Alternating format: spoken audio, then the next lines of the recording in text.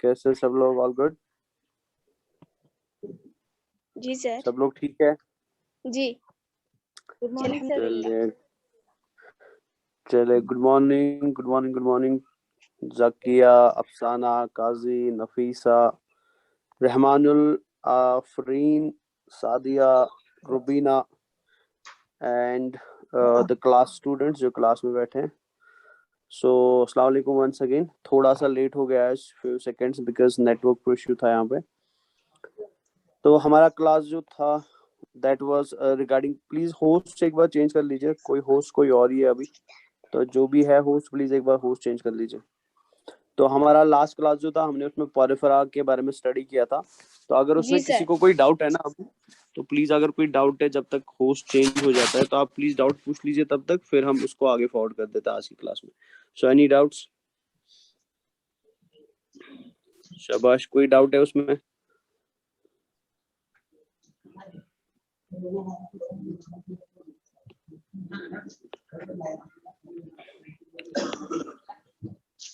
ये ना अजमल सर को बोल दीजिए होस्ट चेंज करने को प्लीज, या जो भी होस्ट बना रहा है अभी अगर आसपास में है कोई तो प्लीज होस्ट चेंज करवा लीजिए।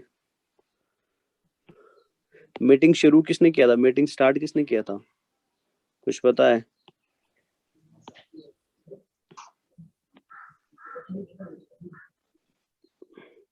अभी अगर क्लास में कोई टीचर है ना आसपास में, उनको एक बार बोल दीजिए कि होस्ट चेंज करने को, बिकॉज होस्ट मैं स्क्रीन शेयर नहीं कर पा रहा हूँ।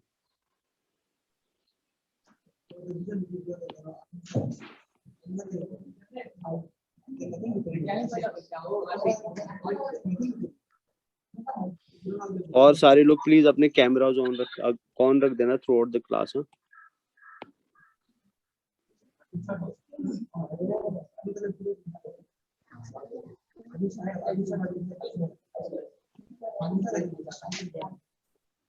तो सर होस्ट चेंज कर दीजिए एक बार प्लीज जल्दी थोड़ा।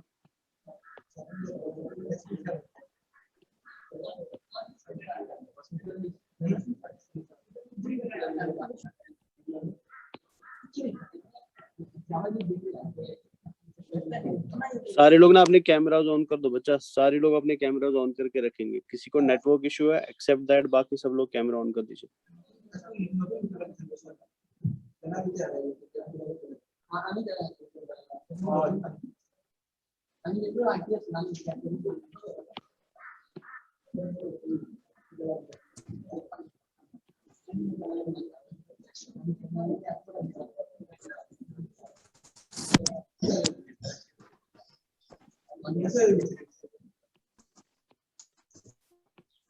सर मेरा फोन कैमरा काम नहीं करता है। कोई बात नहीं बच्चा,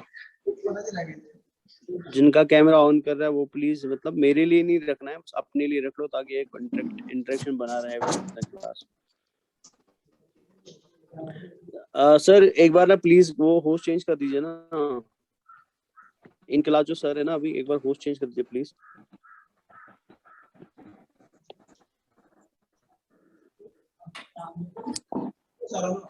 सर मैंने बता दिया है अभी, अजमल सर होस्ट चेंज करें।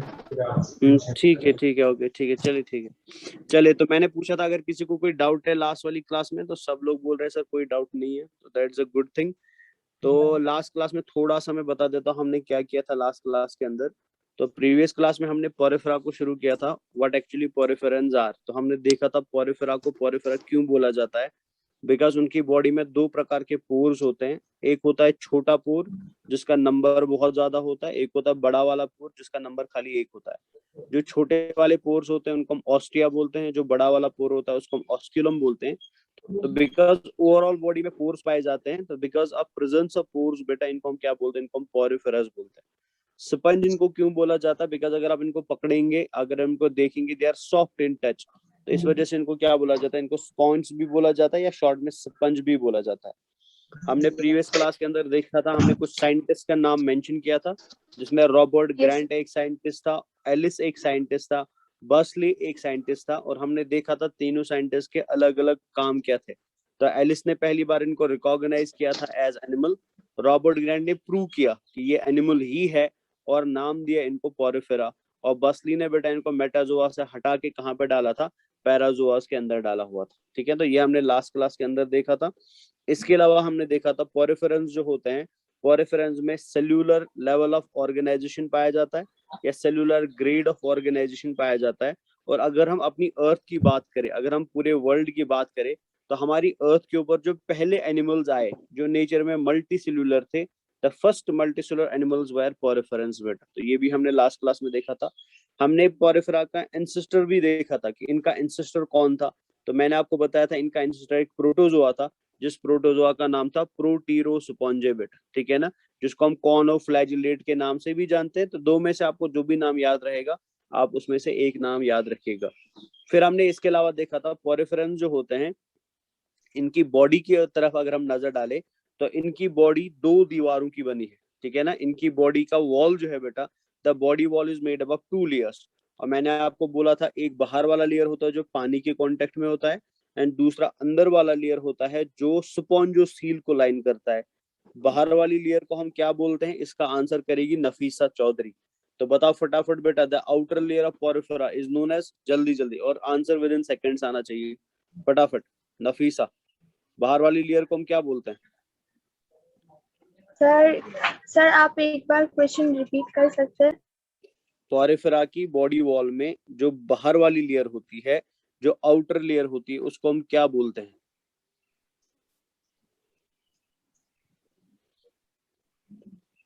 पेज नहीं घुमाना बेटा क्लास में बैठ के, ये आपको घर पे पढ़ के आना है, फिर पेज कॉपी के नहीं घुमाने क्लास में। जल्दी जल्दी शाबाश, क्या बोलते हैं?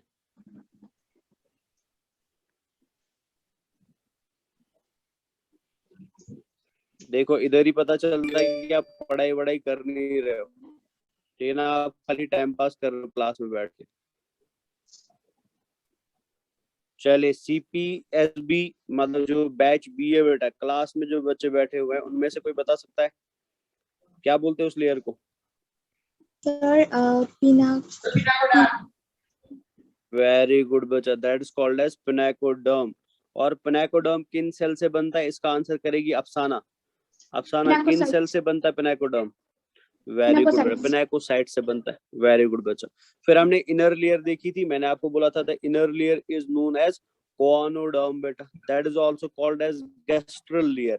और इसको बनाने वाली सेल जो होती है वो बड़ी सेल्स होती है, वो फनल के समान सेल्स होती है, और उनमें एक फ्लैजेला भी पाया जाता है। और उन सेल्स को हम क्या बोलते हैं? दे आर कॉल्ड एज कॉनोसाइट्स, और उन्हें हम कॉलर सेल्स का नाम भी देते हैं। ठीक है ना। फिर और एक चीज मैंने आपको बोला था, और इसका आंसर करेगी बेगम जाकिया जमानी। इसका आंसर करेगी बच्चा, बताओ आउटर और इनर लेयर के बीच में और एक लेयर पाई जाती है, that layer is called as, शाबाश, आउटर लेयर और इनर लेयर के बीच में और एक लेयर होता है, और उसे हम क्या बोलते हैं? जल्दी जल्दी शाबाश। देखो अभी तो मैं कुछ कर नहीं सकता हूँ, ठीक है ना, बट 31st को लगभग मैं आ रहा हूँ फिजिकल क्लास में, और मैं एक्सपेक्ट करूंगा 31st के बाद सारे बच्चे क्लास में ही क्लास करने आएंगे। और जब क्लास में मैं आऊंगा और फिर मेरे को ऐसा आंसर मिला, या ऐसे क्लास में आप चुप करके बैठ गए, तो तब तुम देखोगे उमर सर किसका नाम है। और ये मैं गारंटी के साथ बोल रहा हूँ कि मेरे से बचेगा कोई नहीं, सब मार खाएंगे, चाहे वो लड़का होगा चाहे वो लड़की होगी। तो इसलिए मैं अभी भी, आपके पास 2-4 दिन बचे हुए हैं, जो मैंने चीजें पढ़ाई हुई है ना, तो इनको सीरियसली पढ़ लो। और अगर नहीं पढ़ रहे हो ना, तो I swear on God, I swear on Allah कि मेरे से सब पिटेंगे। और ये मेरा रिकॉर्ड रहा है कि मेरे से पिटे हैं लोग, और बड़े बड़े लोग पिटे। तो इसलिए मैं लास्ट बार फिर से बोल रहा हूँ कि जो मैंने अभी तक पढ़ाया हुआ है ना, तो प्लीज उसको सीरियसली पढ़ लो। अगर आपको नहीं पढ़ना है then you can change the section, ठीक है। अगर आपको लग रहा है कि नहीं हमको पढ़ना नहीं है, हम यहाँ पे बस मजे करने के लिए आए हैं, तो आप सेक्शन चेंज कर सकते हो बेटा। आपके पास और एक सेक्शन है, अभी सेक्शन ए है, सेक्शन बी है, तो बी से आप ए में जा सकते हो अगर आपको नहीं पढ़ना है तो। बट अगर बी में रह के मेरे अंडर पढ़ना है तो you have to be serious in the class. छोटे छोटे क्वेश्चंस पूछ रहा हूँ मैं, उसमें भी आप 10 मिनट लगा रहे हो आंसर करने में। तो चलिए, the outer layer was choanoderm, inner layer was outer layer was pinacoderm, inner layer was choanoderm, and in between 2 layers बेटा एक नॉन सेलुलर लेयर पाया जाता था, जिसमें कोई सेल अपना नहीं था। हालांकि किसी बच्चे ने मेरे से इस क्वेश्चन पूछा था, सर एमोबोसाइट क्या होता है? तो मैं दोबारा से उसको थोड़ा एक्सप्लेन कर देता हूँ। मैंने आपको बोला था आउटर लेयर बनता है पिनेकोसाइट से, इनर लेयर बनता है कॉनोसाइट से। तो मतलब दोनों लेयर सेल्यूलर लेयर है, दोनों सेल से बनी हुई लेयर है। But outer and inner layer के बीच में बेटा और एक लेयर पाया जाता है, that layer is called as mesoglea. उसे आप मीजनकाइम भी बोलते हैं, या उसे आप मीजोहिल का नाम भी दे सकते हैं। और ये लेयर जो है ना, इसमें कोई सेल अपना नहीं होता है। जो इसके अंदर आपको मटेरियल देखने को मिलेगा ना, वो जेल के समान मटेरियल होता है, वो सेमी सॉलिड मटेरियल होता है। एंड दैट जेल लाइक और semi cellular material that is called as mesoglea और मीजोहिल। अब उसके अंदर जो आपको सेल्स देखने को मिलती है ना, वो एक्चुअल में कॉनोडर्म की सेल्स होती है। मतलब कॉनोडर्म से एक सेल बाहर आता है, जिस सेल को हम एमोबोसाइट बोलते हैं। और उस एमोबोसाइट का काम क्या होता है? उसका काम होता है फूड को ट्रांसपोर्ट करना फ्रॉम कॉनोडर्म टू पिनेकोड। अगर आप यहाँ पे देखेंगे, हमारा खाना जो पहुंचता है ना, खाना स्पॉन्जोसील में पहुंचता है, जो मैं आपको लास्ट क्लास में भी बता चुका हूँ। फिर उस खाने को कौन खाती है बेटा? इसको खाती है कॉनोसाइट्स। तो पिनेकोडर्म को तो खाना मिला ही नहीं, बिकॉज पिनेकोडर्म बाहर से खाना रिसीव नहीं कर सकता है बेटा। तो पिनेकोडर्म को खाना पहुंचाने के लिए, फूड पहुंचाने के लिए हमने इस सेल को यहाँ पे रखा हुआ है। This cell is called as amoebocyte बेटा। और यही वो सेल है जो फूड का ट्रांसपोर्ट करती है, जो फूड का मूवमेंट कराती है बेटा, from inner layer to outer layer बेटा। So these cells are called as amoebocytes. तो आई होप जिस बच्चे ने भी मेरे से क्वेश्चन पूछा था व्हाट्सएप पे, उसको आंसर मिल गया। तो एमोबोसाइट सेल है कॉनोडर्म की, बट ये कॉनोडर्म में नहीं रहती है, ये फ्री रहती है। क्यों फ्री रहती है? बिकॉज ये कॉनोसाइट से खाना लेके किनको पहुंचाती है बेटा? पिनेकोसाइट्स को पहुंचाती है। सो आई होप ये सबको क्लियर हो गया। फिर हमने इसके अलावा देखा था कि जो पोरिफेरेंस होते हैं, पोरिफेरेंस में पानी को अंदर लाना, फिर पानी को अंदर लाने के बाद स्पॉन्जोसील में पहुंचाना, फिर स्पॉन्जोसील से ऑस्क्यूलम में बाहर भेजना। ठीक है ना? इसके अलग अलग मेथड। और किसी ने ये क्वेश्चन भी मेरे से किया है ग्रुप के अंदर कि सर कैनल सिस्टम क्या होता है। तो मैं एक बार फिर से उसको एक्सप्लेन करता हूँ। और प्लीज बच्चा, आप बार बार ये एक्सक्यूज मत बनाओ अभी कि हम बंगाली मीडियम से है या हम हिंदी मीडियम से है या किसी से, बिकॉज वो तो पास्ट है ना, वो तो चला गया बेटा। अभी तक आप किस मीडियम से पढ़ के आए हो, दैट डजंट मैटर।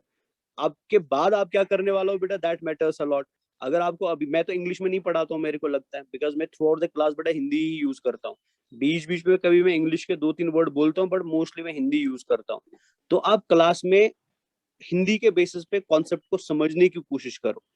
तो जब आपको कॉन्सेप्ट समझ आएगा ना हिंदी में, तो जब आप उसको एनसीईआरटी से या नोट से रीड करने की कोशिश करोगे ना, तो ऑफकोर्स बेटा वो कॉन्सेप्ट आपको मैचिंग दिखाई देगा। बिकॉज मैं एनसीईआरटी ही यहाँ पे पढ़ा रहा हूँ, एनसीईआरटी के बाहर कुछ नहीं पढ़ा रहा हूँ मैं। या फिर भी अगर आपको कहीं वर्ड मीनिंग में समझ नहीं आती है चीजें, तो वर्ड मीनिंग आप मेरे से पूछ सकते हो बेटा कि वर्ड का मतलब क्या है, दिस का मतलब क्या है, या फॉर एग्जाम्पल मीजोग्लिया का मतलब क्या है, स्पॉन्जोसील का, ये चीज आप मेरे से पूछ सकते हो। बट बार बार ये बोलना कि सर हम हिंदी मीडियम से आए, ये तो ये अभी आप समझो कि आप इंग्लिश मीडियम के ही बच्चे हो। मान लो आप नर्सरी में दोबारा आ गए और नर्सरी में आप इंग्लिश मीडियम में पढ़ रहे हो, तो अभी से चीजों को उस लेवल पे सीखना शुरू करो। बिकॉज आज आप ये एक्सक्यूज दे रहे हो, 2 साल बाद ये एक्सक्यूज दोबारा नहीं देना चाहिए आपको। बिकॉज 2 साल बाद बेटा आप एक अलग इंसान होंगे, आप एक अलग इंडिविजुअल होंगे। तो कोशिश करो चीजों को अभी से समझने की, विदाउट एनी एक्सक्यूजेस बेटा। तो चलिए मैं वापस आता हूँ। तो मैंने आपको लास्ट क्लास में, अगर आपको याद हो, मैंने आपको बोला था कि ये स्पॉन्ज की बॉडी है। ठीक है, ये स्पॉन्ज की बॉडी है बेटा, ये पूरा का पूरा सिस्टम है स्पॉन्ज का। अब स्पॉन्ज रहता कहाँ पे? पानी में रहता है। तो मतलब यहाँ पे पानी है बेटा, ये एरिया में वाटर है। अब स्पॉन्ज को जितना भी खाना मिलता है ना, वो इसी पानी से मिलता है, वो इसी वाटर से मिलता है।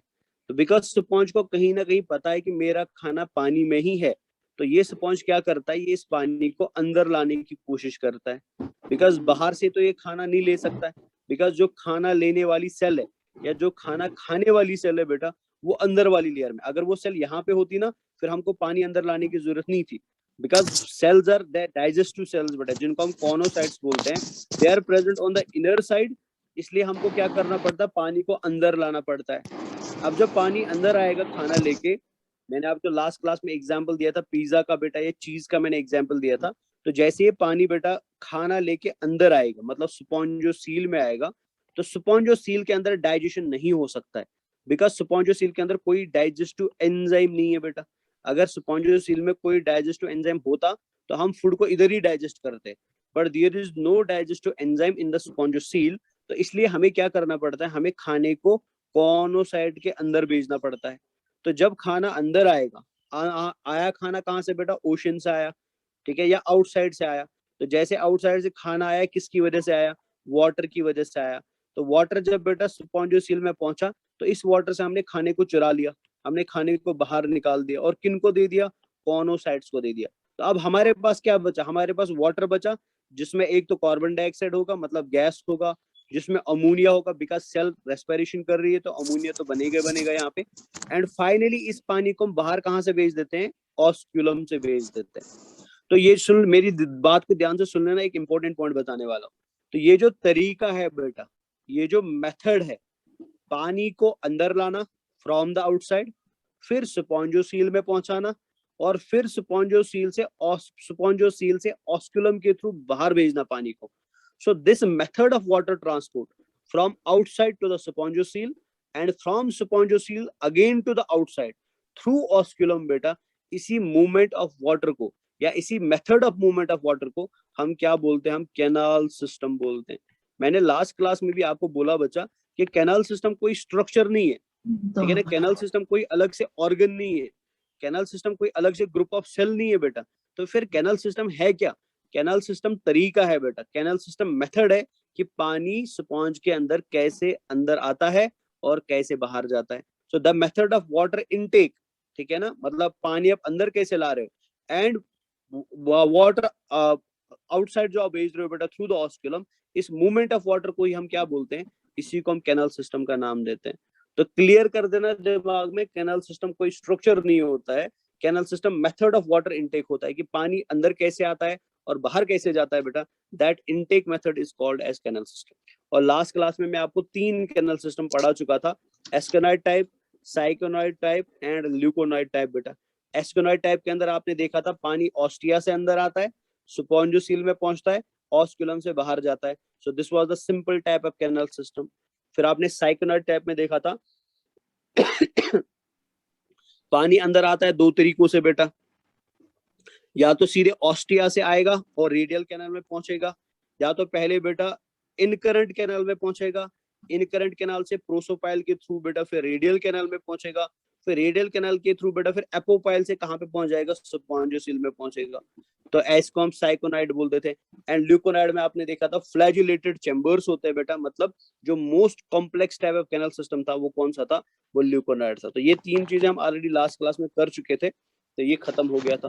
फिर इसके अलावा हमने देखा था डाइजेशन इंट्रासेलुलर होता है, तो वो ऑलरेडी चीजें हो चुकी है अभी, ठीक है ना। अभी हम इससे थोड़ा आगे बढ़ जाते हैं। अगर आप ये डायग्राम यहाँ पे देख पा रहे हैं, मैंने बोला था ये डायग्राम मैं लास्ट पे आपको एक्सप्लेन करूंगा।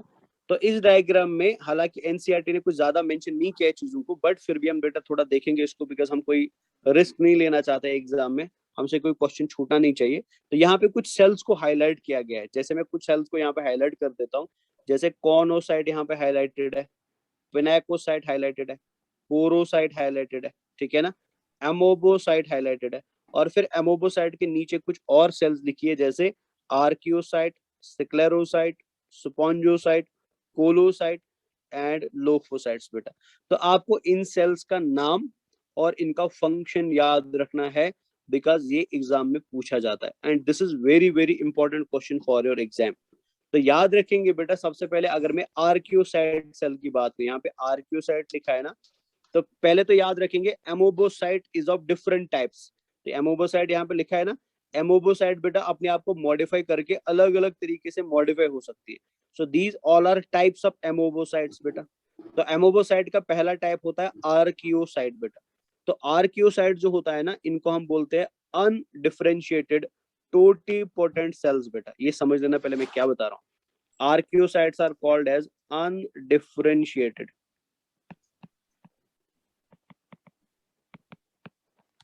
नेक्स्ट वर्ड लिखा है बेटा टोटिपोटेंट। तो ये वर्ड याद रख लेना, बिकॉज ये आगे बहुत जगह यूज होगा।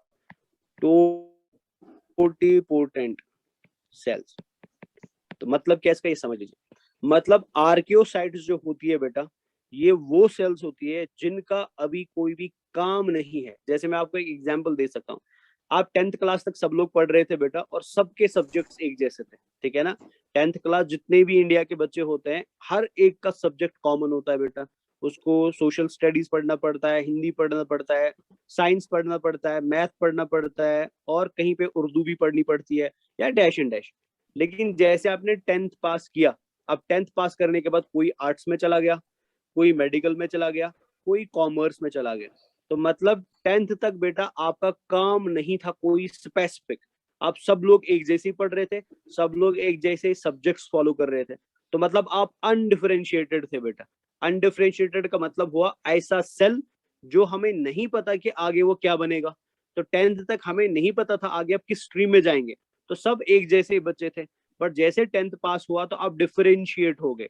डिफरेंशिएट मतलब आपका दोस्त चला गया आर्ट्स में, दूसरा दोस्त चला गया कॉमर्स में, और आप चले गए मेडिकल के अंदर बेटा। तो अभी आपका काम स्पेसिफिक हो गया कि आर्ट्स वाला आगे जाके बेटा आर्ट्स की स्टडी करेगा, कॉमर्स वाला आगे जाके कॉमर्स की स्टडी करेगा, मेडिकल वाला आगे जाके मेडिकल की स्टडी करेगा, आर्ट्स वाला आगे जाके बेटा फॉर एग्जाम्पल यूपीएससी में जा सकता है, कॉमर्स वाला आगे जाके सीए बन सकता है, और आप आगे जाके डॉक्टर बन सकते हैं।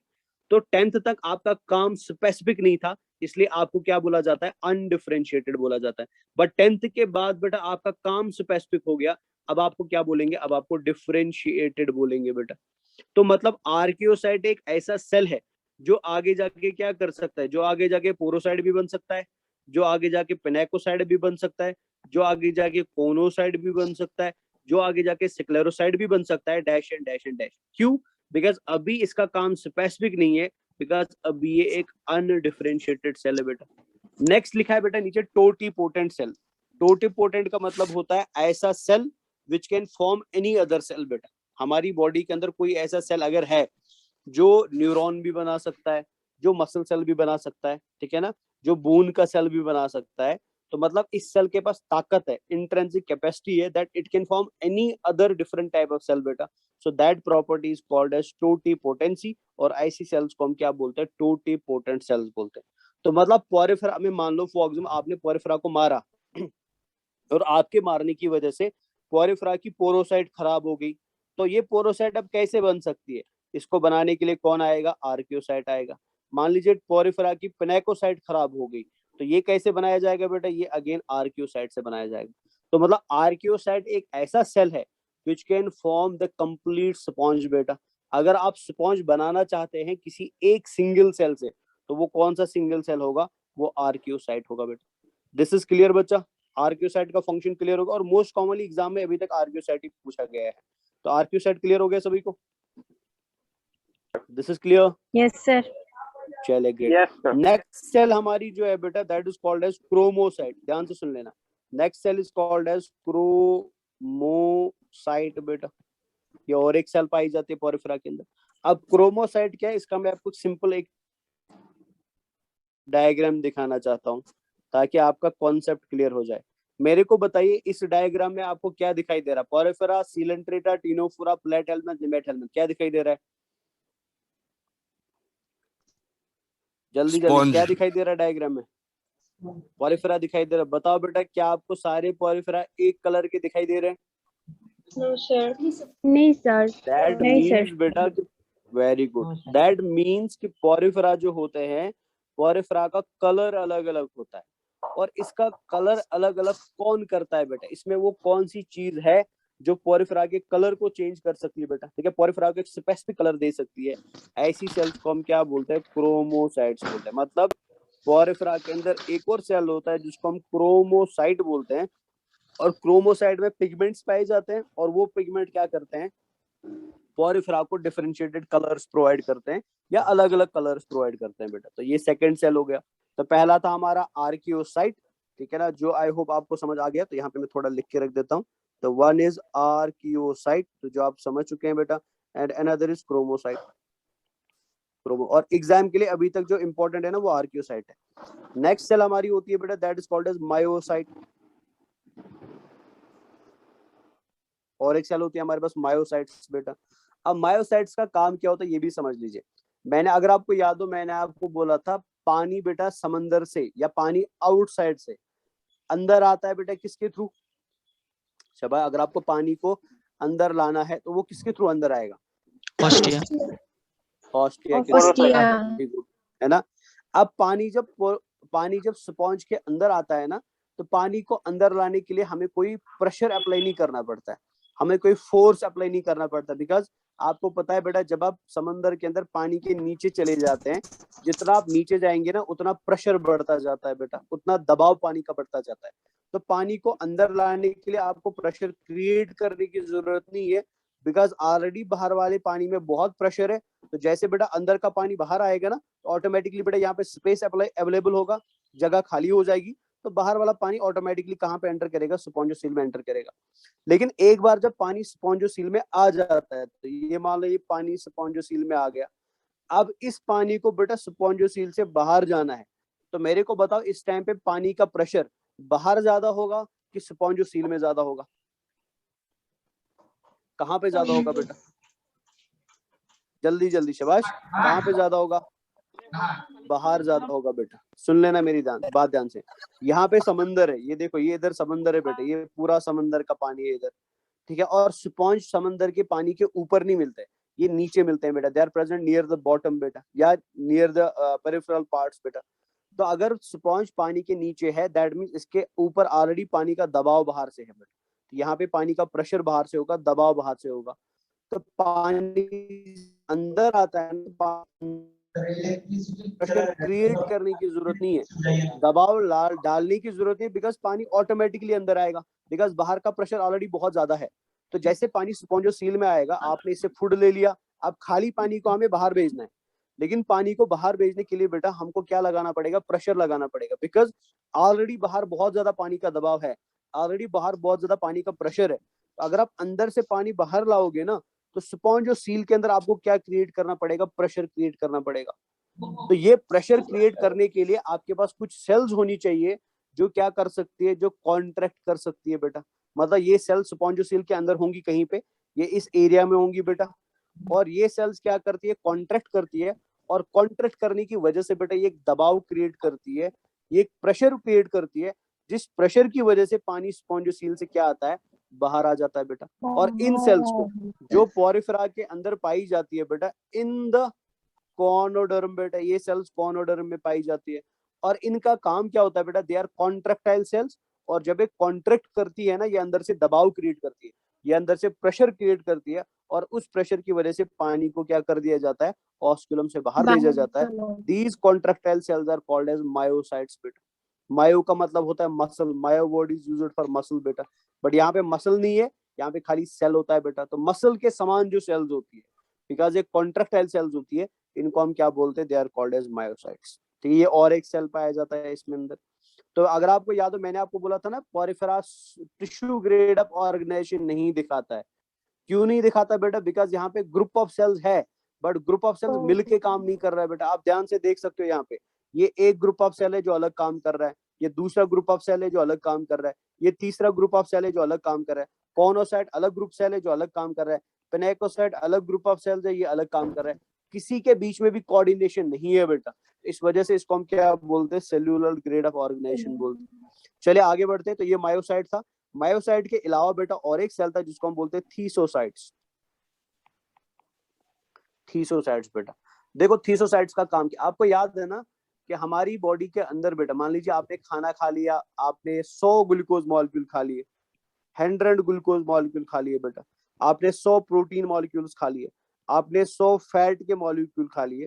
तो मेरे को बता बेटा, जब ये आप ग्लूकोज प्रोटीन फैट खाते हैं, क्या ये पूरा फैट हमारी बॉडी के अंदर रेस्पिरेशन में तोड़ा जाता है?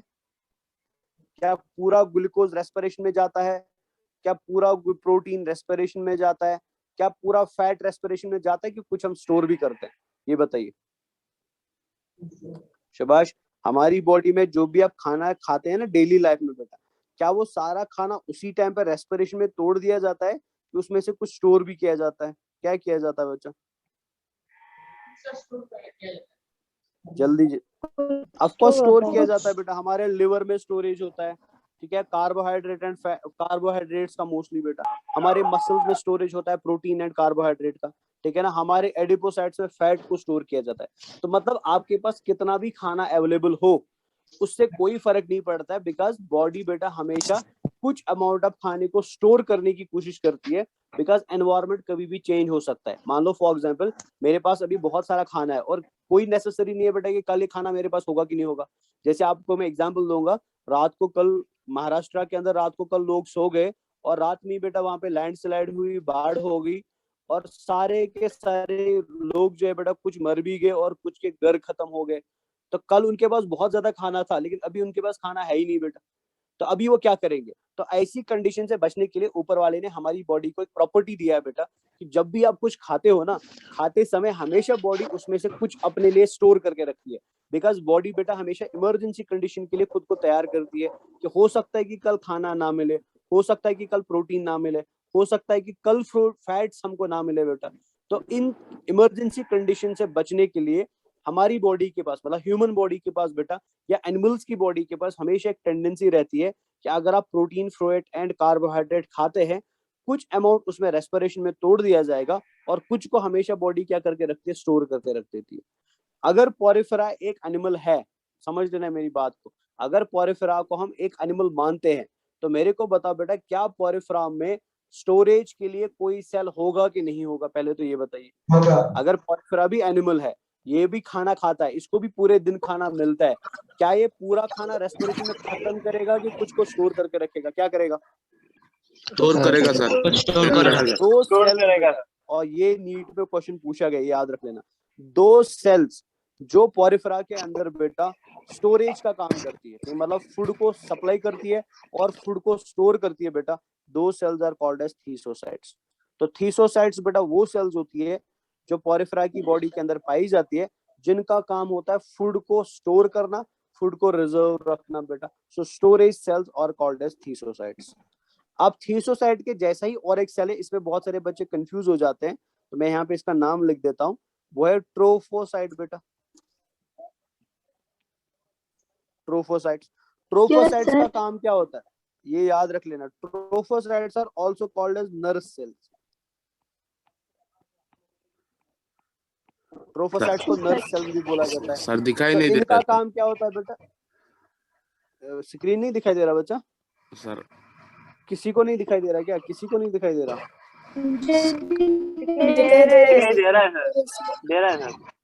दे रहा है, अभी दे रहा है सर। फिर बच्चा ये आप एक बार प्लीज चेक कर लो अपना ये स्क्रीन में, आई थिंक कुछ प्रॉब्लम है उधर से। चले अभी देखिए, तो मैं बात कर रहा हूँ बेटा अभी ट्रोफोसाइट्स की, ठीक है। थीसोसाइट का काम क्या था? खाने को स्टोर करके रखना।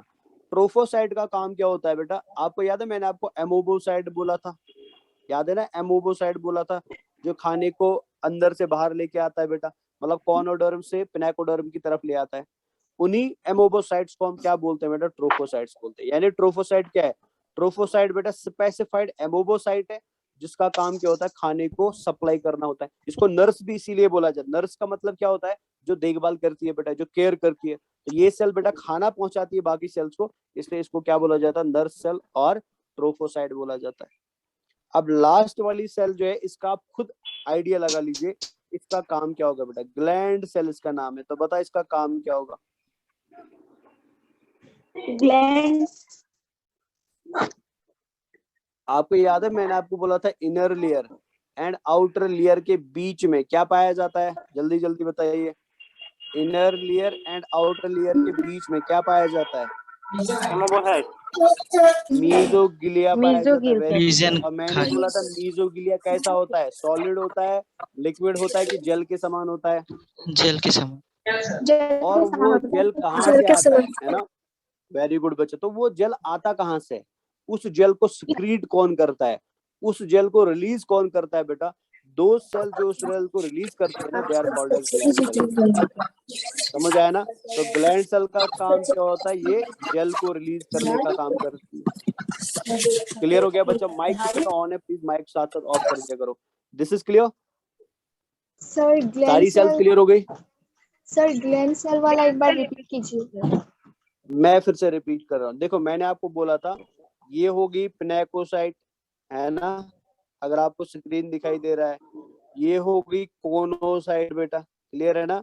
फिर मैंने बोला था पिनेकोसाइट एंड कोनोसाइट्स के बीच में, पिनेकोडर्म एंड कोनोडर्म के बीच में यहाँ पे क्या पाया जाता है? मीजोग्लिया पाया जाता है। मीजोग्लिया कैसा होता है? जेल के समान होता है बेटा। तो इस मीजोग्लिया के अंदर जो जेल है ना, उस जेल को रिलीज कौन करती है बेटा? उस जेल को रिलीज करती है ग्लैंड सेल्स बेटा। समझ आया बच्चा? या उस जेल को सिक्रीट कौन करती है? ग्लैंड सेल्स करती है। समझ गए बच्चा मेरा?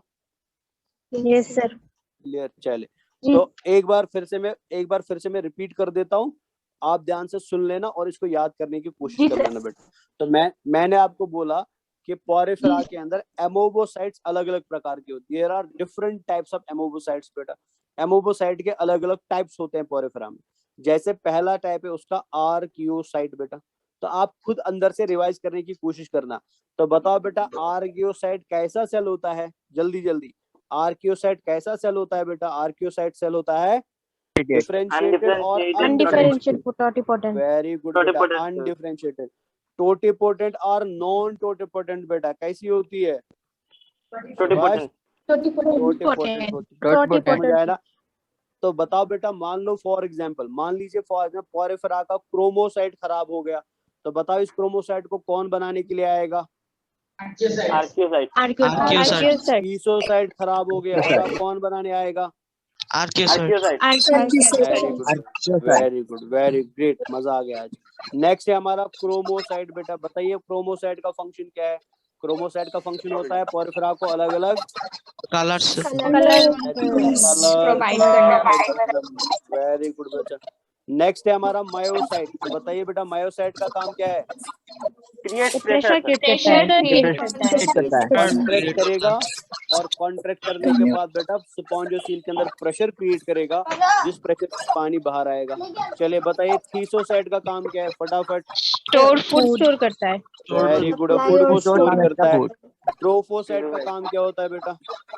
न्यूट्रिएंट सप्लाई करता है। न्यूट्रिएंट सप्लाई करता है, also called as nurse cell बेटा, है ना। एंड ग्लैंड सेल का काम क्या होता है? सर जेल रिलीज करता है जेल। चलिए वेरी गुड। तो these are the different types of cells जो आपको एग्जाम के लिए याद रखनी है। और इनमें Sir, what is the function of? जी जी बोलो बोलो बेटा।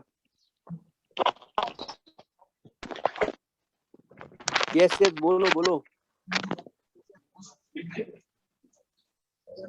बच्चा, बोलो। कोई कुछ पूछ रहा था ना, बोलो बच्चा। Sir, tezocytes. अच्छा, थीसोसाइट्स का, ओके। सुन लो बेटा, सुन लो ध्यान से, चुप करना। मैंने आपको बोला था थीसोसाइट क्या है। अगर पोरिफेरा एक एनिमल है तो एनिमल्स की टेंडेंसी होती है बेटा कि जब भी वो कुछ खाते हैं ना, खाते समय वो पूरे खाने को रेस्पिरेशन में तोड़ते नहीं। रेस्पिरेशन का मतलब होता है ग्लूकोज को तोड़ना टू रिलीज एटीपी, प्रोटीन को तोड़ना टू रिलीज एटीपी, फैट को तोड़ना टू रिलीज एटीपी। डाइजेशन अलग चीज होती है, रेस्पिरेशन अलग चीज होती है। डाइजेशन का मतलब होता है डाइजेस्टिव सिस्टम के अंदर फूड को तोड़ना इनटू द सिंपलर यूनिट्स बेटा। लेकिन वो सिंपलर यूनिट जब आप सेल के अंदर तोड़ोगे ना, that is called as respiration. तो एनिमल्स की प्रॉपर्टी होती है वो हमेशा फूड को रेस्पिरेशन में खत्म नहीं करते हैं, कुछ अमाउंट ऑफ फूड को बेटा बॉडी के अंदर स्टोर कर दिया जाता है। तो अगर पोरिफेरा एक एनिमल है तो जब ये खाना खाएगा ना, ये पूरा खाना रेस्पिरेशन में नहीं भेजेगा, ये खाने में से बेटा कुछ खाने को स्टोर करने की कोशिश करेगा। तो वो सेल्स पोरिफेरा की जो फूड को स्टोर करने के लिए यूज की जाती है, दोज आर कॉल्ड एज थीसोसाइट्स बेटा, THESOCYTS। क्लियर हो गया बच्चा? Yes, sir. चलिए ग्रेट सर। यहाँ पे इसका पूरा लिस्ट ऑलरेडी बनाया हुआ है। तो ये है डिफरेंट टाइप्स ऑफ एमोबोसाइट्स, ठीक है ना। आर्कियोसाइट अनडिफरेंशिएटेड टोटिपोटेंट सेल, क्रोमोसाइट जिसमें पिगमेंट ग्रेन्यूल्स पाए जाते हैं जो अलग अलग प्रोवाइड करते हैं। थीसोसाइट्स रिजर्व फूड ग्रेन्यूल्स होते हैं। रिजर्व फूड का मतलब है स्टोरेज ऑफ फूड बेटा। इसमें छोटे छोटे ग्रेन्यूल मिलेंगे।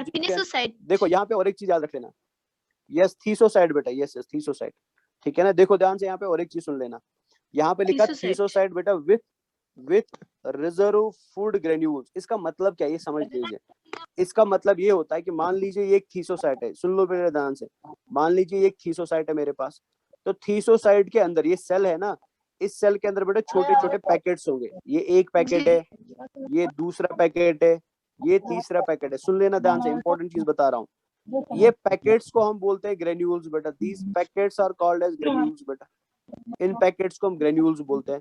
और इनको हम ग्रेन्यूल का नाम अलग से क्यों देते हैं? जी बिकॉज इसमें से एक ग्रेन्यूल कार्बोहाइड्रेट को स्टोर करेगा, दूसरा ग्रेन्यूल फैट को स्टोर करेगा, तीसरा ग्रेन्यूल प्रोटीन को स्टोर करेगा। मतलब थीसोसाइट एक सेल है और इस सेल के अंदर फिर छोटे छोटे डिपार्टमेंट है, जिन डिपार्टमेंट्स को हम ग्रेन्यूल्स बोलते हैं। आपके स्कूल का नाम सीपीएस है और सीपीएस के अंदर फिर अलग अलग डिपार्टमेंट है, मेडिकल का अलग से, कॉमर्स का अलग से या आर्ट्स का अलग से बेटा। तो सेल का ओवरऑल नाम क्या है बेटा? सेल का ओवरऑल नाम थीसोसाइट है। बट थीसोसाइट के अंदर फिर ग्रेन्यूल्स है जिनको हम फूड ग्रेन्यूल्स बोलते हैं। और फूड ग्रेन्यूल क्यों बोलते हैं, फूड वर्ड यूज क्यों करते हैं? बिकॉज फूड में कार्बोहाइड्रेट भी आएगा, फूड में प्रोटीन भी आएगा, फूड में फैट भी आएगा। तो कार्बोहाइड्रेट का ग्रेन्यूल अलग होगा, प्रोटीन का ग्रेन्यूल अलग होगा, फैट का ग्रेन्यूल अलग होगा, बट सेल एक ही होगा बेटा। ये समझ लीजिए। क्लियर हो गया ना? नेक्स्ट है मायोसाइट्स बेटा, सर हाईली कॉन्ट्रैक्टाइल्स। जी जी बोलो बोलो बच्चा, बोले बोले। जी सर। क्लियर हो गया? कोई डाउट तो नहीं है? मायोसाइट्स जी। ओके, तो मायोसाइट्स क्या होती है बेटा? ये highly contractile spindle shaped cells होते हैं। स्पिंडल का मतलब हुआ ये सेल्स कुछ ऐसी दिखेंगी आपको बेटा। तो this shape is called as spindle shape बेटा। तो इनका ये वाला पार्ट नैरो होगा और बीच में ये थोड़ी ब्रॉडर होती है। और इनका प्रॉपर्टी दे हाईली कॉन्ट्रैक्टाइल, मतलब ये कॉन्ट्रैक्ट करने की प्रॉपर्टी रखती है। इनमें कॉन्ट्रैक्शन की प्रॉपर्टी होती है और इसी के कॉन्ट्रैक्शन की वजह से स्पॉन्जियोसेल से पानी बाहर भेज दिया जाता है। ट्रोफोसाइट्स जो होती है बेटा ये सप्लाई न्यूट्रिएंट्स करती है, इनको हम नर्व सेल्स बोलते हैं। ग्लैंड सेल्स बेटा सिक्रीट करते हैं स्लाइमी सबस्टेंस। स्लाइमी सबस्टेंस मतलब जेल लाइक सबस्टेंस, और उसको हम क्या बोलते हैं? मीजोग्लिया और मीजेनकाइम बोलते हैं। पिनेकोसाइट ऑलरेडी आपको पता है बेटा, पिनेकोसाइट बाहर वाली साइड में पाई जाती है। पोरोसाइट पोर्स बनाती है बेटा, ये याद। ऑस्ट्रिया का जो पोर बनता है ना, वो किसकी वजह से बनता है? पोरोसाइट से बनता है। कॉनोसाइट बेटा फ्लैजिलेटेड जी सेल्स। अगर सर। आपने याद रखा लास्ट क्लास में हमने कोनोसाइट ऐसे देखा था, ये कोनोसाइट का डायग्राम था, ऐसे दिखती थी कोनोसाइट, और बीच में क्या था? इसके पास फ्लैजिला पाया जाता था। तो इस वजह से इनको फ्लैजिलेटेड सेल्स बोलती है, जो अंदर वाली लेयर में पाए जाते हैं। एंड लास्ट वाला है सिक्लेरोब्लास्ट बेटा। सिक्लेरोब्लास्ट सिकेल्टल फॉर्मिंग सेल्स होती है। अब इस सिकेल्टल फॉर्मिंग सेल का मतलब क्या है ये सुन लीजिए पहले, ये सुन लो पहले बेटा। अगर आपको याद हो मैंने आपको बोला था ये है outer layer called as pinacoderm, ये है inner layer called as choanoderm, और बीच में पाया जाता था बेटा क्या? मीजेनकाइम और मीजोग्लिया। फिर मैंने बोला था मीजोग्लिया के अंदर एक सेल पाया जाता है जिसको हम एमोबोसाइट बोलते हैं। और आज आपने अलग अलग तरह टाइप के एमोबोसाइट्स यहाँ पे पढ़ लिए। इसके अलावा मैंने और एक चीज आपको बोली थी, मैंने बोला था मीजोग्लिया के मीजोग्लिया के अंदर स्पाइक्यूल्स पाए जाते हैं। याद है ना? ऐसे पॉइंटेड स्ट्रक्चर्स थे जिनको हम स्पाइक्यूल्स बोलते हैं। याद आ रहा है कुछ कि नहीं आ रहा? स्पाइक्यूल्स याद आ रहा बच्चे कि नहीं आ रहा? और मैंने बोला था स्पाइक्यूल का काम पोरिफेरा में वही है जो हमारी बॉडी में बोन का है। मतलब हमारी बॉडी के अंदर बोन का जो काम होता है ना, पोरिफेरा के अंदर स्पाइक्यूल का भी वही काम है। मतलब क्या है इसका? कि हमारी बॉडी में बोन है, स्केलेटन बेटा, है ना? हमारी बॉडी का स्केलेटन क्या है बेटा? बोन से बना हुआ है। तो पोरिफेरा के अंदर बोन नहीं बना, बोन के बदले क्या बना बेटा? स्पाइक्यूल बना। तो आप मेरे को बताओ स्पाइक्यूल हार्ड स्ट्रक्चर होगा कि सॉफ्ट स्ट्रक्चर होगा? हार्ड स्ट्रक्चर होगा। तो ये करेगा क्या बेटा? वेरी गुड बच्चा। तो ये करेगा क्या? ये स्पॉन्ज की बॉडी को सपोर्ट प्रोवाइड करेगा। तो स्पॉन्ज की बॉडी के अंदर जो स्केलेटन होता है, skeleton is made up of spicules, और ये स्पाइक्यूल क्या होता है बेटा? ये स्केलेटन प्रोवाइड करता है support to the body of sponge बेटा। अब इस स्पाइक्यूल को बनाने का जो काम होता है, ठीक है ना, वो किसका होता है बेटा? वो स्क्लेरोब्लास्ट का होता है। तो स्क्लेरोब्लास्ट है स्केलेटन फॉर्मिंग सेल, मतलब स्पाइक्यूल को बनाने वाली जो सेल्स होती है बेटा, they are called as scleroblast. समझ आया मेरा बच्चा? क्लियर हो गया ये? जी अब यहाँ पे और एक एक्स्ट्रा चीज बता रहा हूँ, ध्यान से देख लेना। तो ये है स्क्लेरोब्लास्ट। ओके ओके, मैं दोबारा से क्रोमोसाइट का बता देता हूँ बेटा, एक मिनट रुक जाइए। तो ये है स्क्लेरोब्लास्ट बेटा। अब याद रखना है यहाँ पे एक एक्स्ट्रा चीज, वो है कि पोरिफेरा के अंदर जो स्पाइक्यूल होते हैं ना, वो दो टाइप के होते हैं। सुन लेना ध्यान से। पोरिफेरा के अंदर स्पाइक्यूल दो टाइप्स के होते हैं। एक होता है कैल्शियम से बना हुआ स्पाइक्यूल, मतलब कैल्शियम से स्पाइक्यूल बनाया जाता है, और दूसरा सिलिका से बना हुआ स्पाइक्यूल बेटा। ठीक है, एक होते कैल्शियम के स्पाइक्यूल्स बेटा, और एक होते सिलिका के स्पाइक्यूल्स। ठीक है, इनको हम कैलकेरियस स्पाइक्यूल्स बोलते हैं, इनको हम सिलिशियस स्पाइक्यूल्स बोलते हैं। These are called as calcareous spicules.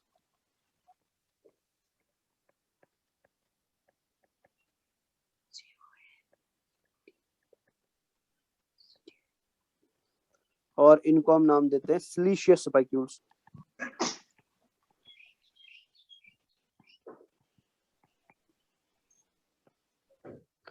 अब याद क्या रखना है यहाँ पे बेटा, जो सिक्लेरोब्लास्ट, याद रख लें ध्यान दे, जो सिक्लेरोब्लास्ट कैल्शियम के स्पाइक्यूल्स को बनाती है, दो सिक्लेरोब्लास्ट आर कॉल्ड एज कैल्कोब्लास्ट बेटा।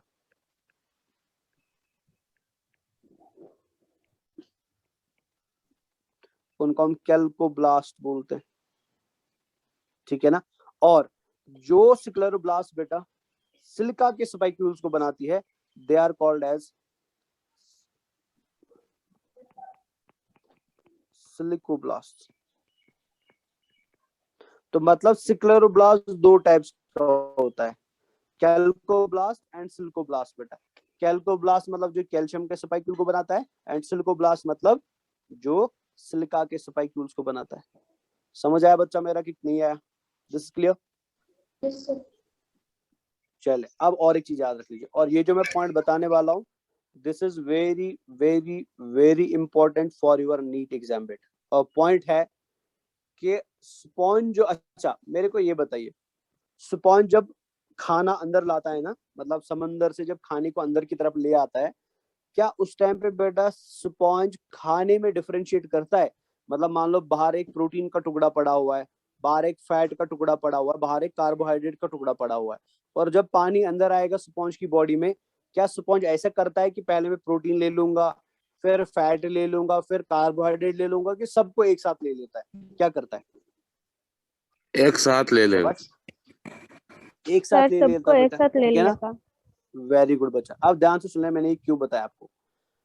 हम ऐसे एनिमल्स के लिए बेटा वर्ड यूज करते हैं फिल्टर फीडर, ध्यान से देख लेना, फिल्टर फीडर। फिल्टर फीडर का मतलब क्या होता है कि ऐसे एनिमल्स जो खाना अपना पानी के साथ ले लेते हैं, लेकिन जब वो खाना लेते हैं ना, they don't differentiate between the food particles बेटा। जैसे मैं आपको इसका और एक बेस्ट एग्जांपल दे सकता हूँ, वेल का आपने नाम सुना, well is the largest mammal बेटा, जो पानी के अंदर पाया जाता मछली है बेटा। तो जब वेल खाना ले लेता है ना, तो वो हमेशा खाने को नहीं लेता, वो पानी को पी लेता है, मतलब अपनी बॉडी में पानी को खींच लेता है। तो जब वो पानी को खींचता है, पानी के साथ ऑटोमेटिकली स्मॉल फिशेस आती है, फूड पार्टिकल्स आते हैं डैश, और फिर वो उनको खा जाता है। तो मतलब वेल भी खाने में डिफरेंशिएट नहीं करता है कि मेरे को उस मछली को खाना है, उसे नहीं खाना है, इसे खाना है, उसे छोड़ देना है। वो पूरा पानी अंदर खींच लेती है, पानी के साथ ऑटोमेटिकली फिशेस भी साथ में अंदर आ जाती है बेटा। So this method of feeding is called as filter feeding बेटा। लेकिन हम क्या करते हैं बेटा, हम फिल्टर फीडर्स नहीं है बेटा, वी आर सिलेक्टिव फीडर्स। हमारे पास मान लीजिए हम किसी जगह दावत पे चले गए, तो सामने चावल रखा है, पनीर रखी है, मीट रखा है, चिकन रखा है, तो हम सब कुछ एक साथ मुंह में नहीं डालते। हम चावल के ऊपर थोड़ा सा पनीर डालेंगे, थोड़ा सा चिकन डालेंगे, फिर चिकन में से भी एक सिलेक्टिव पीस उठा के खाएंगे बेटा। So we are selective Yes, sir. Feeders, ठीक है ना। बट पोरिफेरा ऐसा नहीं करता है। पोरिफेरा क्या करेगा, जब वो पानी को अंदर खींचेगा, जो भी फूड पार्टिकल आसपास में होगा बेटा, उसे अंदर खींचेगा, and that type of feeding is called as filter feeding बेटा। तो ये एग्जाम में क्वेश्चन पूछा गया ऑलरेडी, तो याद रखेंगे पोरिफेरास क्या होते हैं, वो फिल्टर Filter फीडर्स। feeder. अब अच्छा मेरे को एक बात और बताइए, मैंने आपको अभी बोला था ना, पोरिफेरा के अंदर जब रेस्पिरेशन होगा, रेस्पिरेशन में बेटा गैस बनेगा, गैस मतलब कार्बन डाइऑक्साइड बनेगा। कार्बन डाइऑक्साइड को पोरिफेरा बाहर कैसे भेजता है? जल्दी जल्दी कैसे बाहर भेजता है? बताओ जल्दी जल्दी, शाबाश। कैसे बाहर भेजता है? क्या पोरिफेरा के पास लंग्स है उसको बाहर भेजने के लिए? हाँ या ना? नहीं है बेटा। नहीं क्या सर। पोरिफेरा के पास कोई स्पेसिफिक ऑर्गन है बेटा गैस को बाहर भेजने के लिए? नहीं है। तो पोरिफेरा क्या करता है बेटा, जब उसको पानी से ऑक्सीजन, सुन लेना ध्यान से, पोरिफेरा को जब पानी से ऑक्सीजन लेना पड़ता है, तो पानी से वो ऑक्सीजन लेगा बेटा थ्रू ऑस्टिया, और जब कार्बन डाइऑक्साइड बाहर भेजना पड़ता है, तो वो भेजता है थ्रू ऑस्कुलम बेटा। सो दैट मीन्स पोरिफेरा के पास कोई स्पेसिफिक ऑर्गन नहीं है, ठीक है ना, कोई स्पेशल ऑर्गन नहीं है बेटा टू शो गैसोस एक्सचेंज। गैसोस एक्सचेंज का मतलब होता है ऑक्सीजन को अंदर लाना और कार्बन डाइऑक्साइड को बाहर भेजना। जब आप ऑक्सीजन अंदर लाते हैं, कार्बन डाइऑक्साइड बाहर भेजते हैं, this exchange of gas is called as gaseous exchange बेटा। मतलब आपने ऑक्सीजन के बदले बाहर क्या भेजा, कार्बन डाइऑक्साइड भेजा बेटा। तो हमारी बॉडी के अंदर ये काम कौन करता है, लंग्स करते हैं, बट पोरिफेरा के पास ऐसा कोई ऑर्गन नहीं होता है, इसलिए हम बोलते हैं बेटा कि पोरिफेरा क्या करता है, जनरल बॉडी एक्सचेंज करता है। ध्यान से सुन लेना, जनरल बॉडी एक्सचेंज बेटा। जनरल बॉडी एक्सचेंज का मतलब क्या हुआ कि बॉडी के किसी हिस्से से, जो एक ऑर्गन नहीं है बेटा, उस हिस्से से ऑक्सीजन अंदर आएगा और दूसरे हिस्से से कार्बन डाइऑक्साइड बाहर जाएगा विदाउट एनी स्पेशल ऑर्गन और स्पेशल ऑर्गन में। दूसरी चीज आपको याद रखनी है, पोरिफेरा जब प्रोटीन्स को तोड़ता है, बिकॉज पोरिफेरा बेटा फूड से प्रोटीन भी खाएगा बिकॉज एनिमल है, तो प्रोटीन को तोड़ने के बाद जो वेस्ट बनता है ना पोरिफेरा के अंदर, वो अमोनिया होता है। तो जिन एनिमल्स के अंदर, ठीक है ना, अमोनिया वेस्ट बनता है और फिर वो अमोनिया को बॉडी से बाहर एक्सक्रीट करते हैं, such animals are called as ammonotelic बेटा। अमोनोटेलिक इनको बोलते हैं। तो अमोनोटेलिक का मतलब क्या होता है, ऐसा एनिमल जिसकी बॉडी के अंदर प्रोटीन की डाइजेशन की वजह से अमोनिया बनेगा और फिर वो यूरिन के साथ बेटा अमोनिया को एक्सक्रीट करेगा, such animals are called as ammonotelic बेटा। ठीक है, तो देख लेते इधर। तो ये चीज तो ऑलरेडी आप समझ ही गए बेटा। पानी, यस यस, बोले बोले सर वो इलेक्ट्रिसिटी, यस यस यस, बोलो बोलो, 5 मिनट टेक कर सकते हैं क्या? कौन सा टॉपिक है?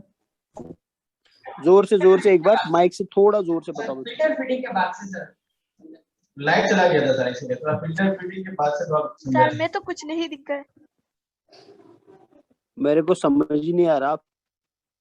सर तो लाइट चला गया था यहाँ पे सीपीएस में, तो थोड़ा बैक से उनको समझाना है सर।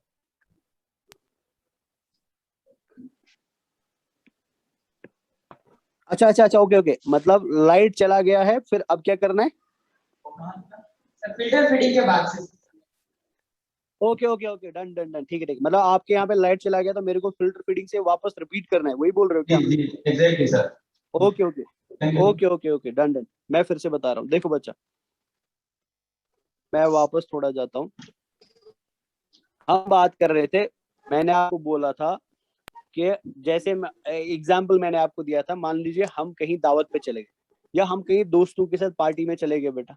अब हमारे पास क्या रखा गया, हमारे पास रखा गया कोल्ड ड्रिंक रखा गया, मान लो डिव रखा गया, चिकन रखा गया, पनीर रखा गया, दाल रखी गई, चावल रखा गया और रोटी रखा गया, ठीक है ना। जस्ट फॉर एग्जाम्पल बेटा, मैं एग्जाम्पल दे रहा हूँ। तो मेरे को बताओ, अगर आपके सामने प्लेट में बहुत सारे अलग अलग प्रकार का खाना डला हुआ है, अलग अलग प्रकार का खाना है, आप क्या करेंगे? आप सारा खाना उठा के बेटा अपने हाथों में डालेंगे और सारा मुंह में डाल देंगे, ऐसा करेंगे? ना सर, एक एक करके लेंगे। चिकन भी, दाल भी, पनीर भी, चावल भी, सब उठा के मुंह में डाल दिया, ऐसा करेंगे क्या? नहीं करेंगे। अगर आप ऐसा करेंगे तो लोग बोलेंगे पागल हो गया। अब बॉस ऐसा नहीं करेंगे, ठीक है ना। हम बोलेंगे, हम थोड़ा सा चिकन उठाते हैं, वेरी गुड बच्चा, हम थोड़ा सा चिकन उठाते हैं, थोड़ा सा पनीर उठाते हैं, थोड़ी सी दाल उठाते हैं, तो मतलब हम सिलेक्टिव फीडिंग करते हैं। सिलेक्टिव फीडिंग का मतलब ये हुआ, ह्यूमंस जो होते हैं या बाकी एनिमल्स जो होते हैं, हम सारा खाना बेटा जब खाते हैं ना, हम सिलेक्ट करके खाते हैं, ठीक है ना। हम एक साथ सारा खाना नहीं खाते हैं। This is called as selective feeding, इसे हम सिलेक्टिव फीडिंग बोलते हैं। बट पोरिफेरा का अलग तरीका है बेटा। मान लो अगर हमारी बदले पोरिफेरा दावत पे आएगा, समझ लेना ध्यान से, इमेजिन कर लीजिए हमारे बदले पोरिफेरा दावत पे आ गया, तो पोरिफेरा क्या करेगा बच्चा, जब उसके सामने आप अलग अलग खाना रखोगे ना, वो सारा खाना एक साथ खा लेगा।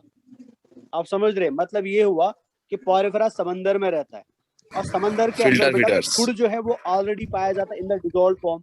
ध्यान से सुन लेना, समंदर के अंदर, पानी के अंदर बेटा food is already present in the dissolved form बेटा। फूड ऑलरेडी डिसॉल्व्ड फॉर्म में पानी के अंदर प्रेजेंट है। तो पोरिफेरा क्या करते हैं, वो फूड को अंदर नहीं लाते हैं, वो पानी को अंदर लाते हैं बेटा। और जब पानी अंदर आएगा ना, वो पानी बेटा अपने साथ कार्बोहाइड्रेट भी लाएगा, प्रोटीन भी लाएगा, फैट भी लाएगा। मतलब पोरिफेरा ये बोल रहा है कि पानी को बोल रहा है, पानी पहले आप खाली प्रोटीन ले आओ, पहले मैं प्रोटीन खाऊंगा, पानी पहले आप फैट लाओ, पहले मैं फैट खाऊंगा, ऐसा पोरिफेरा अंदर ले आता है बेटा। तो this type of feeding is called as filter feeding बेटा। इसी फीडिंग को हम क्या बोलते हैं, फिल्टर फीडिंग बोलते हैं। समझ आया कि नहीं समझ आया बच्चा? Clear now? जी फिल्टर सर। फीडिंग किसे बोलते हैं? अभी तो क्लियर हुआ ना? जी जी Yes, sir. सीपीएस बेटा अभी क्लियर हुआ? फिल्टर फीडिंग अभी क्लियर हुआ? चलिए ग्रेट। Yes sir. चलिए तो वापस आते हैं। तो ये था हमारा फर्स्ट पॉइंट बेटा, पॉइंट्स और फिल्टर फीडर्स। आई होप ये सभी को क्लियर हो गया। सेकंड है बेटा गैसवस एक्सचेंज। गैसवस एक्सचेंज का मतलब क्या होता है ये समझ लीजिए। मान लीजिए ये एक बॉडी है बेटा, ये किसी एनिमल की बॉडी है ना। अब इस एनिमल ने क्या किया बेटा, अपनी बॉडी के अंदर ग्लूकोज को तोड़ दिया बेटा। और जब ग्लूकोज टूटता है तो किस में टूटता है बेटा? रेस्पिरेशन की मैं बात कर रहा हूँ। कार्बन डाइऑक्साइड में टूटता है और वाटर में टूटता है ना। So this process is called as respiration. ये समझ लेना, this step is called as respiration. तो रेस्पिरेशन का मतलब क्या होता है बेटा? Break down of glucose into carbon dioxide and water, और साथ में एटीपी भी निकलेगा बेटा। This process is called as respiration. Animal कोई भी हो, माइक प्लीज ऑफ करके रख दो बच्चा, माइक प्लीज ऑफ करके रख दीजिए। एनिमल कोई भी हो बेटा, चाहे वो पॉरिफेरा हो, चाहे वो सिलेंट्रेट हो, चाहे वो हम हो, हर एक एनिमल रेस्पिरेशन करता है, ठीक है। इंक्लूडिंग हर एक प्लांट भी रेस्पिरेशन करता है बेटा। All the animals and all the plants perform the process of respiration. और रेस्पिरेशन में हमेशा एंड प्रोडक्ट क्या होता है बेटा? एंड प्रोडक्ट होता है carbon dioxide and water. Water को तो हम बेटा यूरिन के साथ बाहर निकालते हैं बॉडी से, ठीक है ना। तो यूरिन से वाटर को बाहर निकाला जाता है, या डायरेक्टली बेटा बॉडी सरफेस से भी कुछ एनिमल्स वाटर को बाहर निकालते हैं। लेकिन ये कार्बन डाइऑक्साइड जो बॉडी के अंदर बन गया ना, इसको निकालने के लिए बेटा हमारी बॉडी में क्या होना चाहिए? एक रेस्पिरेटरी ऑर्गन होना चाहिए बेटा, एक रेस्पिरेटरी ऑर्गन होना चाहिए। हम आगे पढ़ेंगे अलग अलग तरीके के रेस्पिरेटरी ऑर्गन्स, बट यहाँ पे मैं कुछ अलग बताना चाहता हूँ। तो वाटर को निकालने के लिए हमारे ठीक है एक्सक्रीटरी सिस्टम बेटा, जिसमें किडनी आता है, यूरेथ्रा आता है, यूरिनरी ब्लैडर आता है, and dash and dash. And carbon dioxide को निकालने के लिए हमारी बॉडी में है रेस्पिरेटरी सिस्टम, जिसमें हमारे लंग्स आएंगे, ट्राइकिया आएगा, एंड डैश एंड डैश। लेकिन अभी मैं बात किसकी कर रहा हूँ? अभी मैं कर रहा हूँ बात पॉरिफेरा की। पॉरिफेरा में ना तो एक्सक्रीटरी सिस्टम होता है, पॉरिफेरा में ना तो रेस्पिरेटरी सिस्टम होता है। तो फिर पॉरिफेरा कार्बन डाइऑक्साइड को बाहर कैसे निकालेगा, ये हमारे लिए क्वेश्चन है बेटा। तो पॉरिफेरा क्या करता है बेटा? Because porifera do not have any organs for the transport और for the exchange of carbon dioxide. तो पॉरिफेरा क्या करता है बेटा? इस कार्बन डाइऑक्साइड को डायरेक्टली बॉडी से बाहर निकालता है बेटा। डायरेक्टली बॉडी से बाहर निकालने का मतलब ऑस्क्यूलम से बाहर निकालता है। तो ऑस्क्यूलम से क्या होगा बेटा? कार्बन डाइऑक्साइड बॉडी के बाहर आएगा।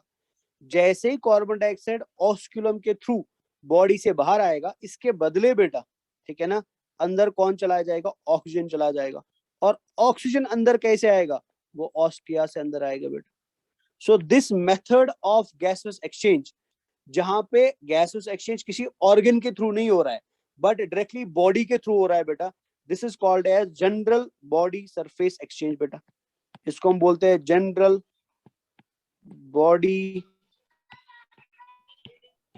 Surface What is exchange. oscules? Oscules. तो जन Any definition is there for ऑस्क्यूल नहीं oscule? बता रहा हूँ बेटा, this is osculum. This is Osculum. ऑस्क्यूल नहीं है ये ऑस्क्यूलम बेटा, ये ऑस्क्यूलम है, ऑस्क्यूल नहीं है बच्चा, ठीक है ना। और अच्छा, ये आपको ये नहीं पता ऑस्क्यूल क्या है? जल्दी जल्दी, आपको नहीं पता बेटा ऑस्क्यूल क्या है? Yes, sir. There means CO2 को बाहर means excrete करते हैं just. आपने मेरे को पहले ये बता, आपने पहले ये बता, रुक जा एक मिनट। जिन बच्चों को मैं बेटा अभी general body surface exchange explain कर रहा था, वो क्लियर हो गया ना? जनरल बॉडी सरफेस क्या होता है, ये क्लियर हो गया सभी को? Yes, sir. This is clear और नॉट बच्चा? चले रुक Yes, जाइए एक मिनट। तो जो बच्चा मेरे को अभी ऑस्क्यूल के बारे में पूछ रहा था ना, मेरे को बता, आपने पहली वाली क्लासेस की है बेटा? पुरानी क्लासेस की है आपने? No, sir. आपका ये फर्स्ट क्लास है? Yes, sir. यही तो प्रॉब्लम है ना यार। चलो एक काम, एक तो आप पहले एक काम आज आप कर लेना।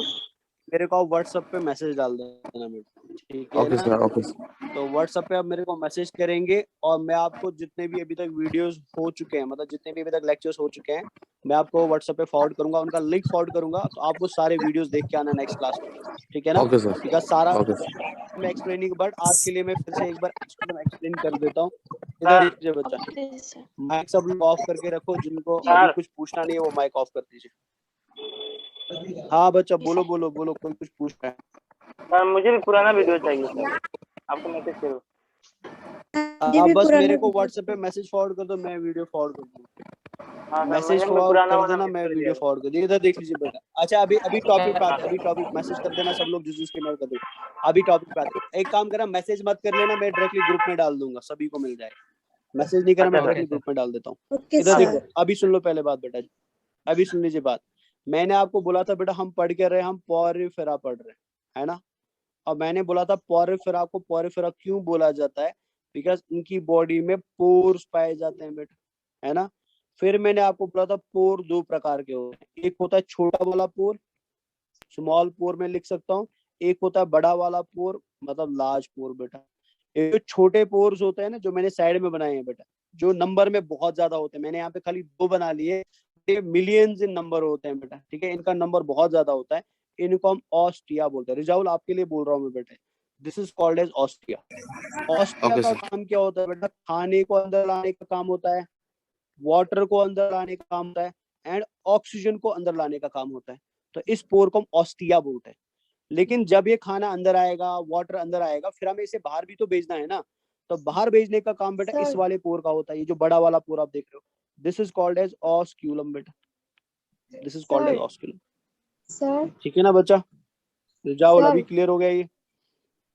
Yes sir, yes sir, clear हो थैंक यू गया ये? सर। Yes sir. सर और बाकी एक्सप्लेनेशन प्रॉपर आप वीडियोस में दे, बिकॉज अगर मैं पुराना दोबारा से रिवाइज करना बैठ जाऊंगा ना, तो फिर हम आगे नहीं बढ़ पाएंगे। तो प्लीज आप एक बार वीडियोस देख लेना, यस सर, उसमें यस जितने भी सर, डाउट्स होंगे ओके सर। आप मेरे से पूछ यस लेना। Sir, yes sir. यस बच्चा, कोई कुछ पूछ रहा है? Yes, someone is saying something, एक बार जल्दी जल्दी बोलो।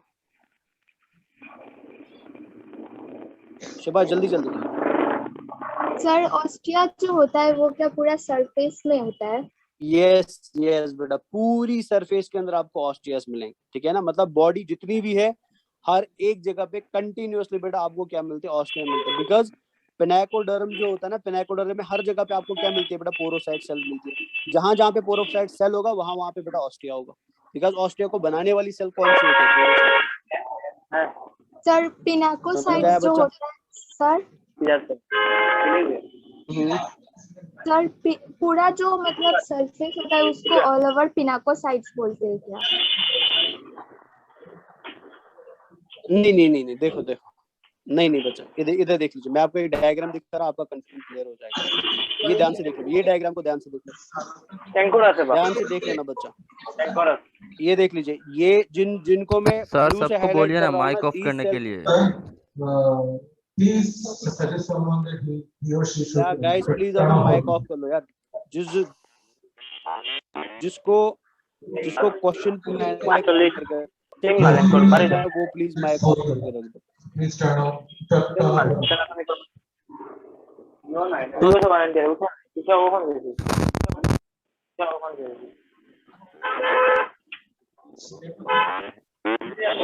अजमल सर, आप माइक ऑफ, अजमल ये मतलब जो क्लास के बच्चे ना, आप माइक ऑफ कर दीजिए बच्चा। एंड तौहीदुल, आप माइक ऑफ कर दो, वरना मैं क्लास से बाहर कर दूंगा। माइक ऑफ कर दो प्लीज जल्दी बेटा, माइक ऑफ कर दो तौहीदुल। चलिए आप सुन लो बच्चा, मैं आपके लिए दोबारा से, प्लीज माइक ऑफ ऑन करके रखा करो, जिसे करना है वो ऑफ करके रखा करो। इधर देख लीजिए, तो ये हमारी पोरिफेरा की बॉडी है बेटा। तो जिन सेल्स को मैंने अभी ब्लू में हाईलाइट किया है ना, ये सेल्स है पिनाकोसाइट्स, ये सेल्स है पिनाकोसाइट्स। और जिसे मैं अभी बेटा ब्लैक में हाईलाइट कर रहा हूँ, ये ब्लैक में हाईलाइट मैंने इन 2 सेल्स को किया, ये है पोरोसाइट्स बेटा, तो इनको हम पोरोसाइट्स बोलते हैं। अब आप मेरे को खुद बताओ बच्चा, देख के डायग्राम बताओ, क्या पिनाकोडर्म के अंदर हर जगह पे पिनाकोसाइट्स है? आप खुद बताओ बच्चा। No sir. ये पूरा पिनाकोडर्म हो गया ना, पूरी लेयर पिनाकोडर्म होगी, क्या यहाँ पे हर जगह पे पिनाकोसाइट्स है? नहीं है। सर। बीच में क्या रह जाती है? तो जहां जहां पे आपको पोरोसाइट मिलेगा ना, वहीं वहीं पे आपको क्या मिलेगा, पोर भी मिलेगा बेटा। अभी क्लियर हो गया ना? Yes sir. Now it is clear. और सर पिनेकोसाइट्स आगे में बढ़ते पोर्स हैं। नहीं होते क्या सर? ना ना ना ना, पिनेको देख डायग्राम बच्चा, देखो मेरे बेटा, आप खुद डायग्राम को एनालाइज करो। ये है हमारा पिनेकोसाइट। तो बताओ बेटा, क्या पिनेकोसाइट के अंदर पोर है? शाबाश, क्या नहीं है पिनेकोसाइट सर। के अंदर पोर है क्या? नहीं है सर। नहीं है बेटा। पोर कहाँ पे है? पोर है प्रेजेंट इन द पोरोसाइट बेटा। पोर प्रेजेंट है पोरोसाइट में। तो आप ऐसा बोल सकती हो, ध्यान से देख लेना, सुन लेना बच्चा, आप ऐसा बोल सकती हो कि पिनेकोडर्म के अंदर पोर है, पिनेकोडर्म के अंदर पोर है, बट पिनेकोसाइट के अंदर पोर नहीं होता है बेटा, बिकॉज पिनेकोसाइट पोर नहीं बनाता है। पोर बनाने का काम किसका होता है? पोरोसाइट का होता है। अभी क्लियर ना बच्चा? हाँ सर। सर चले, और ऐसे मेरे से डाउट्स पूछा करो, बिकॉज डाउट पूछने से आपका कंफ्यूजन क्लियर होता है, और जब वो कंफ्यूजन क्लियर होगा ना, आंसर ऑटोमेटिकली बिल्ड हो जाता है। सर हाँ बच्चे बोलिए बोलिए। सर ऑस्ट्रिया से जो मैंने Yes, वाटर yes. और खाना अंदर आएगा, उसके साथ ऑक्सीजन आएगा और अलग से ऑक्सीजन आएगा। यस यस, बिकॉज सुनो, बिकॉज बेटा पानी मतलब जो समंदर होता है ना, पानी जो होता है, पानी में ऑक्सीजन बेटा ऑलरेडी कहाँ पे होता है? डिजॉल्व फॉर्म में वाटर के पास ही होता है ना।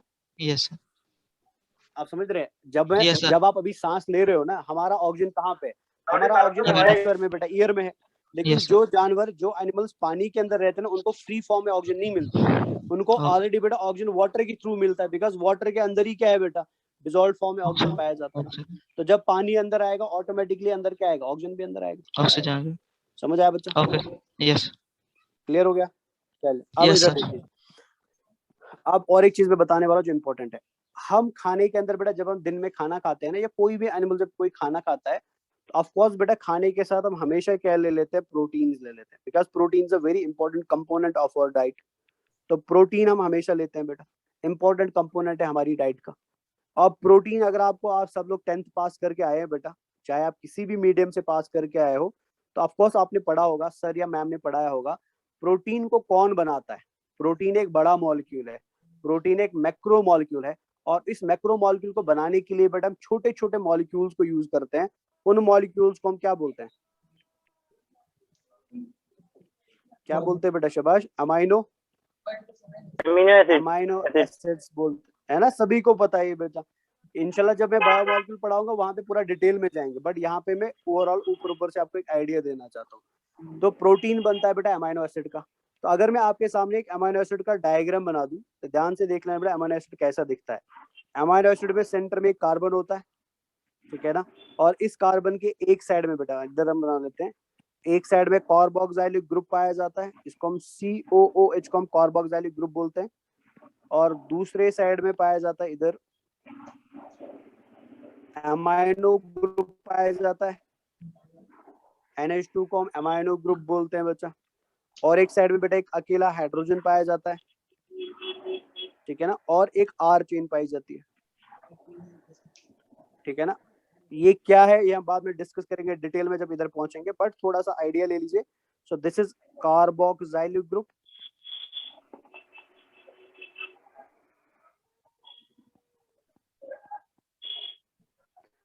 This is amino group,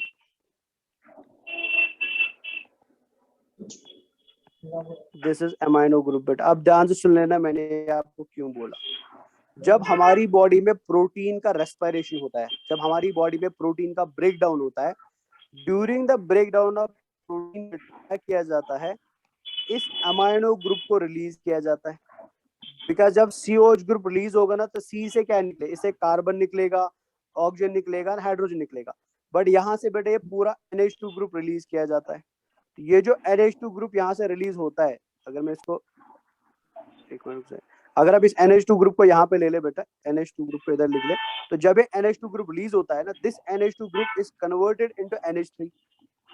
NH2 बेटा हाइड्रोजन को एक्सेप्ट करके NH3 में कन्वर्ट होता है, और इस NH3 को हम अमोनिया बोलते हैं। And this ammonia is very very toxic for our body. Ammonia जो होता है बेटा हमारी बॉडी के अंदर अगर रहेगा, हमारे ब्लड के अंदर अगर रहेगा, तो ये बहुत टॉक्सिक होता है बेटा, it is highly toxic for our body. तो इसलिए हमारी बॉडी क्या करती है, जैसे ही अमोनिया बॉडी के अंदर बनने लगता है, हमारी बॉडी बेटा इस अमोनिया को पानी के साथ मिला के एक्सक्रीटरी सिस्टम के थ्रू बेटा किडनीज की मदद से हमारी बॉडी से बाहर निकालने की कोशिश करता है, जिस प्रोसेस को हम एक्सक्रीशन बोलते हैं बेटा।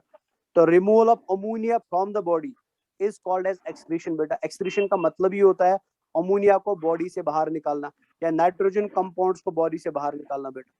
अब एक एनिमल अगर अमोनिया को, सुन लेना था, मैं हटा देता हूँ पूरा कहानी इधर से।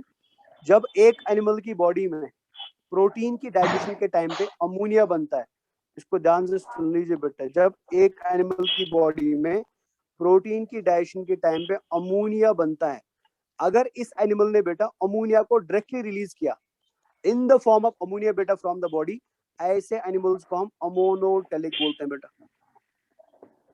इनको हम अमोनोटेलिक बोलते हैं। तो अमोनोटेलिक एक ऐसा एनिमल होता है जिसकी बॉडी में अमोनिया बना और उसने अमोनिया को बेटा उसी फॉर्म में बॉडी से बाहर निकाल दिया। Such animals are called as ammonotelic animals बेटा। लेकिन कुछ एनिमल्स क्या करते हैं, वो अमोनिया जब उनकी बॉडी के अंदर बनता है ना, वो अमोनिया को यूरिया में कन्वर्ट करते हैं, यूरिया में कन्वर्ट करते हैं और फिर यूरिया को बॉडी से बाहर निकालते हैं बेटा। तो वो एनिमल्स जिनकी बॉडी में अमोनिया बना और उन्होंने अमोनिया को बेटा लिवर के अंदर भेजा, उन्होंने अमोनिया को लिवर के अंदर भेजा और लिवर ने बेटा अमोनिया को यूरिया में कन्वर्ट कर दिया और बॉडी से बाहर क्या आया, बॉडी से बाहर अमोनिया नहीं आया बल्कि यूरिया आया बेटा। Such animals are called as ureotelic बेटा। इनको हम यूरियोटेलिक बोलते हैं। आगे आएगा तो आगे मैं दोबारा एक्सप्लेन नहीं करूंगा, इधर ही मैं एक्सप्लेन कर रहा हूँ इसको। तो अमोनोटेलिक वो एनिमल्स होते हैं जिनकी बॉडी में प्रोटीन टूटा, प्रोटीन के टूटने की वजह से अमोनिया बना और उन्होंने बॉडी से बाहर अमोनिया को ही रिलीज कर दिया वाटर के साथ बेटा। Such animals are called as ammonotelic animals. दूसरा है बेटा यूरियोटेलिक। यूरियोटेलिक एनिमल्स वो है जिनकी बॉडी में अमोनिया बना प्रोटीन को तोड़ के, उन्होंने अमोनिया को लिवर के अंदर भेजा, लिवर के अंदर अमोनिया को यूरिया में कन्वर्ट कर दिया। यूरिया भी टॉक्सिक होता है but it is less toxic than ammonia बेटा। जितना खतरनाक अमोनिया होता है उतना खतरनाक यूरिया नहीं होता है। और जो एनिमल यूरिया को रिलीज करते हैं बेटा बॉडी से बाहर, उनको हम यूरियोटेलिक बोलते हैं। अब कुछ एनिमल्स ऐसे भी है कि जिनकी बॉडी में बेटा अमोनिया, उन्होंने अमोनिया को लिवर के अंदर भेजा, ठीक है ना, और लिवर के अंदर बेटा इसको यूरिक एसिड में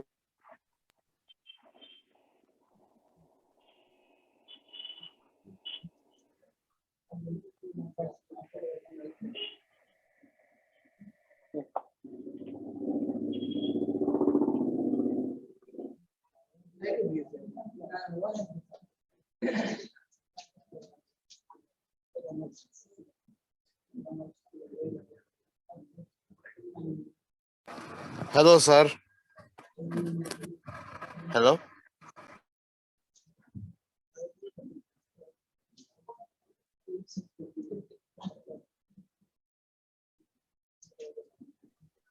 हेलो।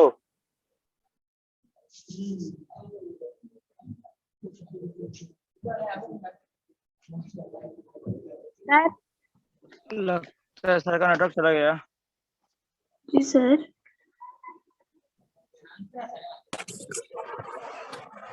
लगता है सर का नेटवर्क चला गया। सर का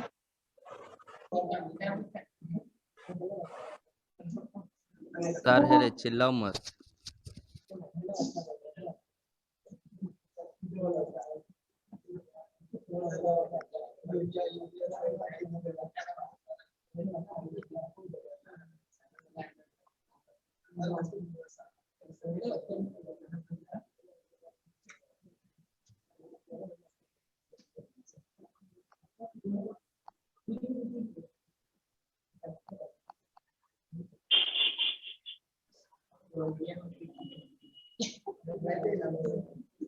क्लास खत्म हो गया क्या?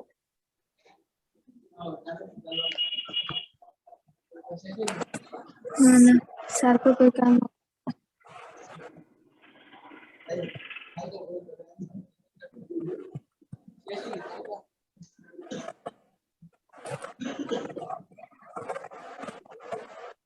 बीच में सर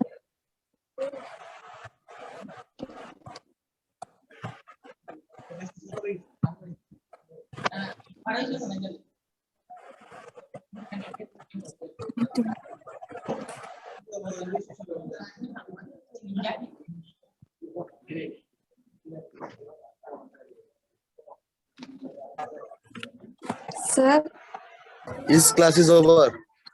नहीं, क्लास ओवर नहीं हुआ, क्लास ओवर नहीं, ये ऑफ हो गया था, क्लास ओवर नहीं हुआ। Okay sir. क्लास ओवर क्यों कर रहे हो? सब्र रखा करो यार।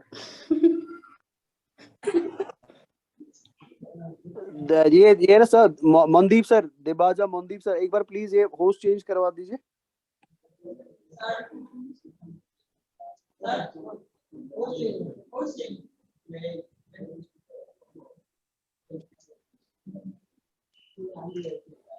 चलो, जब तक होस्ट चेंज होता, अगर आपको वॉइस मेरा सुनाई दे रहा है तो मैं एक्सप्लेन कर रहा था बेटा किसको, कि एनिमल अगर अमोनिया रिलीज करता है बॉडी से उसको हम अमोनोटेलिक बोलते हैं। एनिमल Yes, अगर sir. अमोनिया रिलीज नहीं कर रहा है, वो लिवर के अंदर बेटा अमोनिया को यूरिया में कन्वर्ट कर रहा है, उसको हम यूरियोटेलिक बोलते हैं, यूरियोटेलिक बोलते हैं। बट अगर एनिमल बेटा अमोनिया को कन्वर्ट कर रहा है लिवर के अंदर यूरिक एसिड के अंदर, और फिर यूरिक एसिड बॉडी से बाहर आ रहा है, उसको हम क्या बोलते हैं? उसको हम यूरिकोटेलिक बोलते हैं। तो मेरे को बताइए बेटा, ध्यान से सुन के क्वेश्चन सुन लेना ध्यान से, और आंसर आप खुद करेंगे। मेरे को बताइए, अगर अमोनिया पोरिफेरा की बॉडी के अंदर बनता है, स्पॉन्ज की बॉडी के अंदर बनता है, और फिर क्या हो रहा है बेटा? स्पॉन्ज अमोनिया को ही बॉडी से बाहर रिलीज कर रहा है। तो बताओ बेटा, हमारा पोरिफेरा फिर अमोनोटेलिक है, यूरियोटेलिक है कि यूरिकोटेलिक है? जल्दी बताइए। मोनोटेलिक। अमोनोटेलिक है बेटा। सर कुछ दिखाई नहीं दे रहा, अभी मैं कुछ दिखा नहीं रहा हूँ बच्चा, बिकॉज अभी मैं होस्ट नहीं हूँ, तो अभी खाली वॉइस दिखाई देगा, बाकी कुछ नहीं दिखाई देगा। ठीक है ना? आप आंखें बंद करो, मैं आपके मन में आ जाऊंगा, मन में मेरे को देखो, ठीक है? स्क्रीन पे नहीं दिखा देगा। Yes sir. चलिए, वो सलमान खान का डायलॉग है ना कि मैं क्या आता हूँ, मैं क्या दिल में आता हूँ, समझ में नहीं। बस वही है, मैं अभी दिल में आऊंगा बट स्क्रीन पे नहीं आऊंगा। ठीक है, चलिए आगे बढ़ते। चलिए, अब मेरे को ये बताइए कि पोरिफेरा के अंदर कोऑर्डिनेशन प्रेजेंट है कि एब्सेंट है? क्या सर? जल्दी एब्सेंट कोऑर्डिनेशन एब्सेंट है सर। अगर पोरिफेरा के अंदर कोऑर्डिनेशन एब्सेंट है, तो बताओ बेटा, पोरिफेरा सर, के अंदर सबको बोलना nervous mask system of present करने होगा के कि एब्सेंट होगा? सर ये अभी क्या बोला? माइक्स ऑफ कर दो, माइक्स ऑफ कर दो, सबकी माइक्स ऑन है। अभी मैंने क्वेश्चन आपसे पूछा था कि पोरिफेरा के अंदर कोऑर्डिनेशन प्रेजेंट है कि एब्सेंट है, आप सबने क्लियर आंसर दे दिया, सही आंसर दिया सर, कोऑर्डिनेशन एब्सेंट है। तो अगर पोरिफेरा के अंदर कोऑर्डिनेशन एब्सेंट है, तो ऑटोमेटिकली दैट मींस बेटा पोरिफेरा के अंदर नर्वस सिस्टम प्रेजेंट होगा कि एब्सेंट होगा? Absent sir, absent. तो मतलब रटने की कोई जरूरत ही नहीं है। एनसीईआरटी में लिखा हुआ बेटा नर्वस सिस्टम कंप्लीटली एब्सेंट, तो आपको रटने की जरूरत नहीं। अगर आपको ऑलरेडी पता है कोऑर्डिनेशन एब्सेंट है, तो ऑटोमेटिकली बेटा नर्वस सिस्टम भी क्या होगा? एब्सेंट ही होगा। ठीक है ना? नेक्स्ट पॉइंट वेरी इंपॉर्टेंट है। अच्छा, फर्टिलाइजेशन सबको पता है ना, फर्टिलाइजेशन का मतलब क्या होता है? What do Yes you sir, mean by yes sir. Fertilisation? Yes sir. Very good बेटा। The fission तो of फर्टिलाइजेशन का सर मतलब होता है, एक्सटेंड कर दीजिए तो। हाँ मैं एक्सप्लेन करूंगा बच्चा, कोई टेंशन नहीं है। तो जिनको पता है वेल एंड गुड, जिनको नहीं पता है उनके लिए मैं एक्सप्लेन करूंगा, बट माइक सब लोग ऑफ कर दीजिए, माइक्स प्लीज ऑफ कर दीजिए। Okay sir, 3-4 okay. बच्चों की माइक्स ऑन है, ऑफ कर दो प्लीज। रिजाउल बेटा माइक ऑफ कर दो। चलिए, अब सुन लेना बेटा ध्यान से। होता क्या है कि जब मेल की बॉडी के अंदर स्पर्म बनता है, ठीक है ना, सेम टाइम पे बेटा फीमेल की बॉडी के अंदर एग बनता है। स्पर्म भी एक गमीट होता है जिसको मेल गमीट बोलते हैं, एग भी एक गमीट होता है जिसको हम फीमेल गमीट बोलते हैं। अब गमीट क्या होता है बेटा? गमीट हम हैप्लॉइड सेल्स को बोलते हैं। ऐसी हैप्लॉइड सेल्स जो फ्यूज करके बेटा जाइगोट को बनाने की प्रॉपर्टी रखती है, उनको हम गमीट्स का नाम देते हैं। तो मेल के अंदर स्पर्म को हम गमीट बोलते हैं, फीमेल के अंदर हम एग को हम गमीट बोलते हैं। तो जब स्पर्म एंड एग आपस में मिल जाते हैं, आपस में फ्यूज हो जाते हैं, आपस में जुड़ जाते हैं बेटा, इनके जुड़ने को हम क्या बोलते हैं? उसको हम फर्टिलाइजेशन बोलते हैं और फ्यूजन बोलते हैं। तो जिनको पता था वेल एंड गुड, जिनको नहीं पता था तो वो क्या याद रखेंगे? फर्टिलाइजेशन बेटा एक मेथड है, एक तरीका है, एक बायोलॉजिकल प्रोसेस है बेटा, जिसके अंदर होता क्या है, जिसके अंदर मेल का गमीट फीमेल की गमीट के साथ जुड़ जाता है, मिक्स हो जाता है, फ्यूज हो जाता है। That fusion is called as, mixture नहीं बोलेंगे, सॉरी मिक्स नहीं होता है, गलती से मैंने बोल दिया, फ्यूजन हम वर्ड यूज कर सकते हैं। ठीक है, जिसमें male gamete and female gamete आपस में फ्यूज करते हैं बेटा। This fusion of male and female gamete is called as fertilization. और fertilization is very very important event, ठीक है ना? Fertilization is very very event बेटा for the process of sexual reproduction. Sexual reproduction इंशाल्लाह जब मैं आपको 12th में पढ़ाऊंगा तो वहां पे हम पढ़ते हैं events of sexual reproduction. तो events of sexual reproduction में पहला इवेंट होता है गेमीट को बनाना और सेकंड इवेंट होता है फर्टिलाइजेशन बेटा. तो आप समझ सकते हैं फर्टिलाइजेशन कितना इंपॉर्टेंट है एक ऑर्गेनिज्म को बनाने के लिए या एक नए इंडिविजुअल को बनाने के लिए बेटा. ठीक है, तो this is definition of fertilisation. अब फर्टिलाइजेशन के दो तरीके होते हैं. ठीक है, होस्ट अभी तक मैं नहीं बना यार. फर्टिलाइजेशन के दो तरीके होते हैं बेटा. चलो अभी मैं होस्ट बन गया, एक मिनट रुक जाए, मैं स्क्रीन शेयर कर रहा हूं आपके साथ.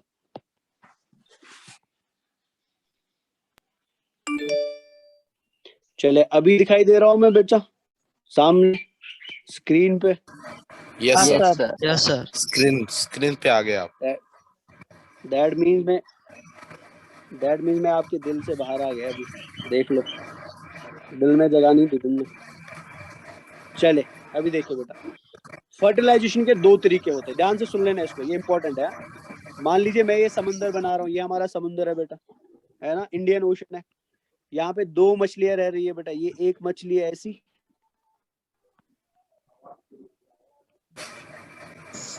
ये एक मछली है और ये दूसरी मछली है. वाह. और ये मछली है, इस पे कोई हंसना नहीं बेटा, ये मछली है. ठीक है ना, ये दो मछलियां बेटा. अब सुन लो, माइक ऑफ करके रहो. माइक ऑफ, इंपॉर्टेंट चीज बताने वाला हूं. माइक ऑफ कर दीजिए प्लीज.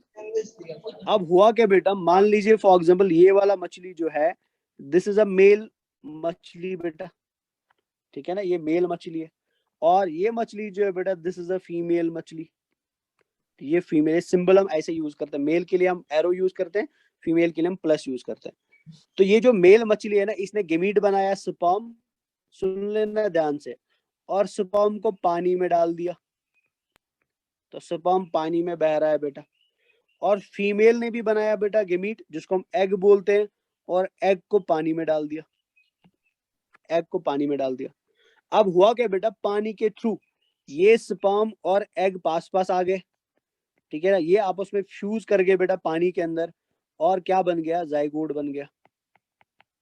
तो बताइए जल्दी जल्दी मेरे को इस डायग्राम को देख के और समझ के मेरे को बताइए, fusion of male and female gamete मछली की बॉडी के अंदर हुआ कि मछली की बॉडी के बाहर हुआ? बाहर हुआ सर. बाहर हुआ है ना. तो मतलब हम बोल सकते हैं ऐसे बेटा, फर्टिलाइजेशन बॉडी के अंदर हुआ कि फर्टिलाइजेशन बॉडी के बाहर हुआ? क्या हुआ? बाहर हुआ. तो बताओ, एक्सटर्नल फर्टिलाइजेशन. एक्सटर्नल फर्टिलाइजेशन बोलेंगे कि इंटरनल फर्टिलाइजेशन बोलेंगे? External fertilisation. ये हो गया एक्सटर्नल फर्टिलाइजेशन बेटा. समझ आया ना बच्चा? अब इसी डायग्राम को मैं अलग तरीके से समझाने की कोशिश करता हूँ. सेम डायग्राम को हम अलग तरीके से समझने की कोशिश करते हैं. इसको मैं हटा देता हूँ पहले इधर से.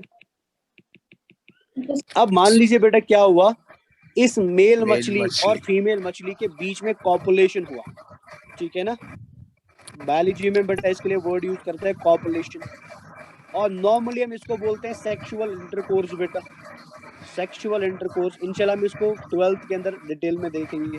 सेक्सुअल इंटरकोर्स हम नॉर्मल लैंग्वेज में बोलते हैं, कॉपुलेशन बायोलॉजी में बोलते हैं. तो कॉपुलेशन में क्या हुआ बेटा, ध्यान से देखो, मैं थोड़ा जूम कर देता हूँ इसको. माइक ऑफ करके रख दो प्लीज. माइक अपने दिमाग से देखो, ऊपर वाले ने बेटा आपको दिमाग दिया है. ठीक है ना, और दिमाग का काम होता है बेटा बाहर से कोई चीज ले लेना, स्टिमुलस ले लेना, फिर दिमाग में उसको बिठा देना, और बिठाने के बाद बेटा उसको बार बार यूज करना कि क्या स्टिमुलस मिला था. 3 दिन से मैं आपको बता रहा हूँ कि जब मैं बोला करूंगा माइक ऑफ करना है, स्टिमुलस में दे रहा हूँ, बट फिर भी आपको दिमाग को ये समझ नहीं आ रहा, दैट मीन्स दिमाग में कुछ प्रॉब्लम है. तो बादाम वादाम खाया करो बेटा, उससे दिमाग थोड़ा एक्टिव हो जाएगा और जल्दी जल्दी आप चीजें समझने की कोशिश करोगे. तो जब मैं बोला करूंगा ना, तो मतलब मैं बोला करूंगा, उस टाइम प्लीज आप अपनी माइक्स ऑफ करके रख दो. जब आपको बोलने का समय मिलेगा तब मैं चुप करके बैठूंगा, फिर जितना आपको बोलना है उतना बोला करो. चले वापस आ रहा हूँ मैं. तो हुआ क्या बीच में बेटा, मेल एंड फीमेल मछली के बीच में कॉपुलेशन हुआ. हालांकि मछलियों के अंदर कॉपुलेशन नहीं होता है, बट समझने के लिए हम इसी डायग्राम से इसको समझने की कोशिश करते हैं. तो हुआ क्या बेटा, मेल फीमेल की बॉडी के अंदर ऑलरेडी क्या था, एग था. अब जब कॉपुलेशन हुआ बेटा, तो मेल ने अपने स्पर्म को फीमेल की बॉडी के अंदर डिपॉजिट कर दिया. तो ये आ गया बेटा मेल का स्पर्म. दोनों आपस में फ्यूज हो गए और बन गया जाइगोट बेटा. तो बताओ फर्टिलाइजेशन बॉडी के अंदर हुआ के बाहर हुआ बेटा, कहाँ पे हुआ? अंदर अंदर अंदर बाहर इंटरनल बताइए। फर्टिलाइजेशन। क्लियर हो गया? अंदर सर। चले तो मतलब आप समझ गए इंटरनल फर्टिलाइजेशन क्या है और एक्सटर्नल फर्टिलाइजेशन क्या है। अगर आप ये समझ इंटरनल गए तो फर्टिलाइजेशन। फिर हम एक लाइन पढ़ लेते हैं एनसीईआरटी में क्या लिखा है बेटा। तो एनसीईआरटी में लिखा है नर्वस सिस्टम कंप्लीटली एब्सेंट, ठीक है ना, फर्टिलाइजेशन इज इंटरनल बेटा। सो दैट मींस पॉरिफेरा के अंदर फर्टिलाइजेशन बॉडी के बाहर नहीं होता है, बल्कि कहाँ पे होता है बेटा? बॉडी के अंदर होता है। समझ आया बच्चा? अब नेक्स्ट यहाँ पे लिखा हुआ है डेवलपमेंट इज इनडायरेक्ट, ये इंपॉर्टेंट है, डेवलपमेंट इज इनडायरेक्ट। अब इसका मतलब क्या, ये भी समझ लीजिए। ये है बेटा, हम अब अपनी कहानी बता रहा हूं मैं आपको। हाँ, ये है मेल, ये है फीमेल बेटा। मेल ने बनाया स्पर्म, फीमेल ने बनाया एग, दोनों का फ्यूजन हुआ, बन गया जाइगोट बेटा। जाइगोट से बन गया एम्ब्रायो, सॉरी जाइगोट से बन गया फीटस, फीटस से बन गया एम्ब्रायो बेटा, एम्ब्रायो से बन गया बेबी, बेबी का हो गया जन्म बेटा, बर्थ ले लिया बेटी ने, बच्चे ने। अब जब इस बच्चे को आप देखते हो, बच्चे ने जन्म ले लिया ना, इंसान के बच्चे ने जन्म ले लिया, बकरी के बच्चे ने जन्म ले लिया, लाइन के बच्चे ने जन्म ले लिया, मतलब किसी भी एनिमल के बच्चे ने जन्म ले लिया। तो जब आप इन बच्चों को देखते हो, मेरे को बताओ बेटा, ये बच्चे मॉर्फोलॉजिकली अपने जैसे ही दिखते हैं कि किसी और प्रजाति के जैसे दिखते हैं? मतलब जब बच्चा जन्म लेता है वो इंसान का बच्चा ही दिखता है कि किसी और का बच्चा दिखता है? है ना? मतलब मेरा ये कहना है, अगर किसी को अभी समझ नहीं आ रहा ना, मतलब मेरा ये कहने का है कि वो हमारे जैसा ही होता है, हालांकि उसका साइज छोटा होता है, ठीक है ना? Yes, उसकी sir. Leg, Yes, sir. लेकिन उसकी बॉडी में भी 2 आंखें हैं, उसकी बॉडी में भी 2 कान है, उसकी बॉडी में भी 2 2 हाथ। हाथ है, मतलब सब कुछ हमारे जैसा ही होता है। अब सुन लो, ध्यान से सुन लेना बेटा। अगर सेक्सुअल रिप्रोडक्शन में कभी भी बच्चा जो पैदा होता है वो डायरेक्टली अपने पेरेंट के जैसा ही दिखे, मतलब हालांकि उसमें साइज में डिफरेंस हो सकता है, वेट में डिफरेंस हो सकता है, डेवलपमेंट में डिफरेंस हो सकता है, बट मॉर्फोलॉजिकली और इंटरनली बेटा वो एकदम अपने पेरेंट के जैसे, पेरेंट के जैसा कहने का मतलब ये नहीं कि कॉपी है उनका, पेरेंट के जैसा कहने का मतलब पेरेंट के जैसे 2 हाथ है, 2 कान है, डैश एंड डैश बेटा। ऐसी डेवलपमेंट को हम डायरेक्ट डेवलपमेंट बोलते हैं। सुन लो ध्यान से, इसको हम क्या बोलते हैं? डायरेक्ट डेवलपमेंट बोलते हैं बेटा। क्लियर है ना? अब और एक एग्जांपल मैं दे रहा हूँ, माइक ऑफ करके, माइक ऑफ कर लो बच्चा। अब और एक एग्जांपल मैं देता हूँ। डायरेक्ट डेवलपमेंट का मतलब क्या हुआ?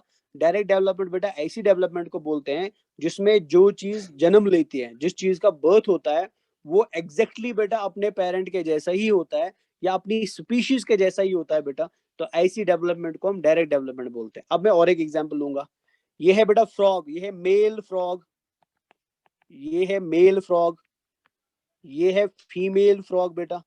मेल फ्रॉग ने दे दिया स्पर्म, फीमेल फ्रॉग ने दे दिया एग, पानी के अंदर दोनों का हो गया फर्टिलाइजेशन। तो यहाँ पे बेटा एक बच्चा बना, तो उस बच्चे को हम क्या बोलते हैं बेटा? सबको पता है, बचपन में उसको पकड़ते भी थे बेटा, जब राइस के फील्ड में रहते तो वो ऐसा दिखता था ना, ऐसे कुछ, उसको हम क्या बोलते थे बेटा? टेड, वेरी गुड बेटा, उसको हम टैडपोल बोलते थे। फिर टैडपोल की क्या होती है?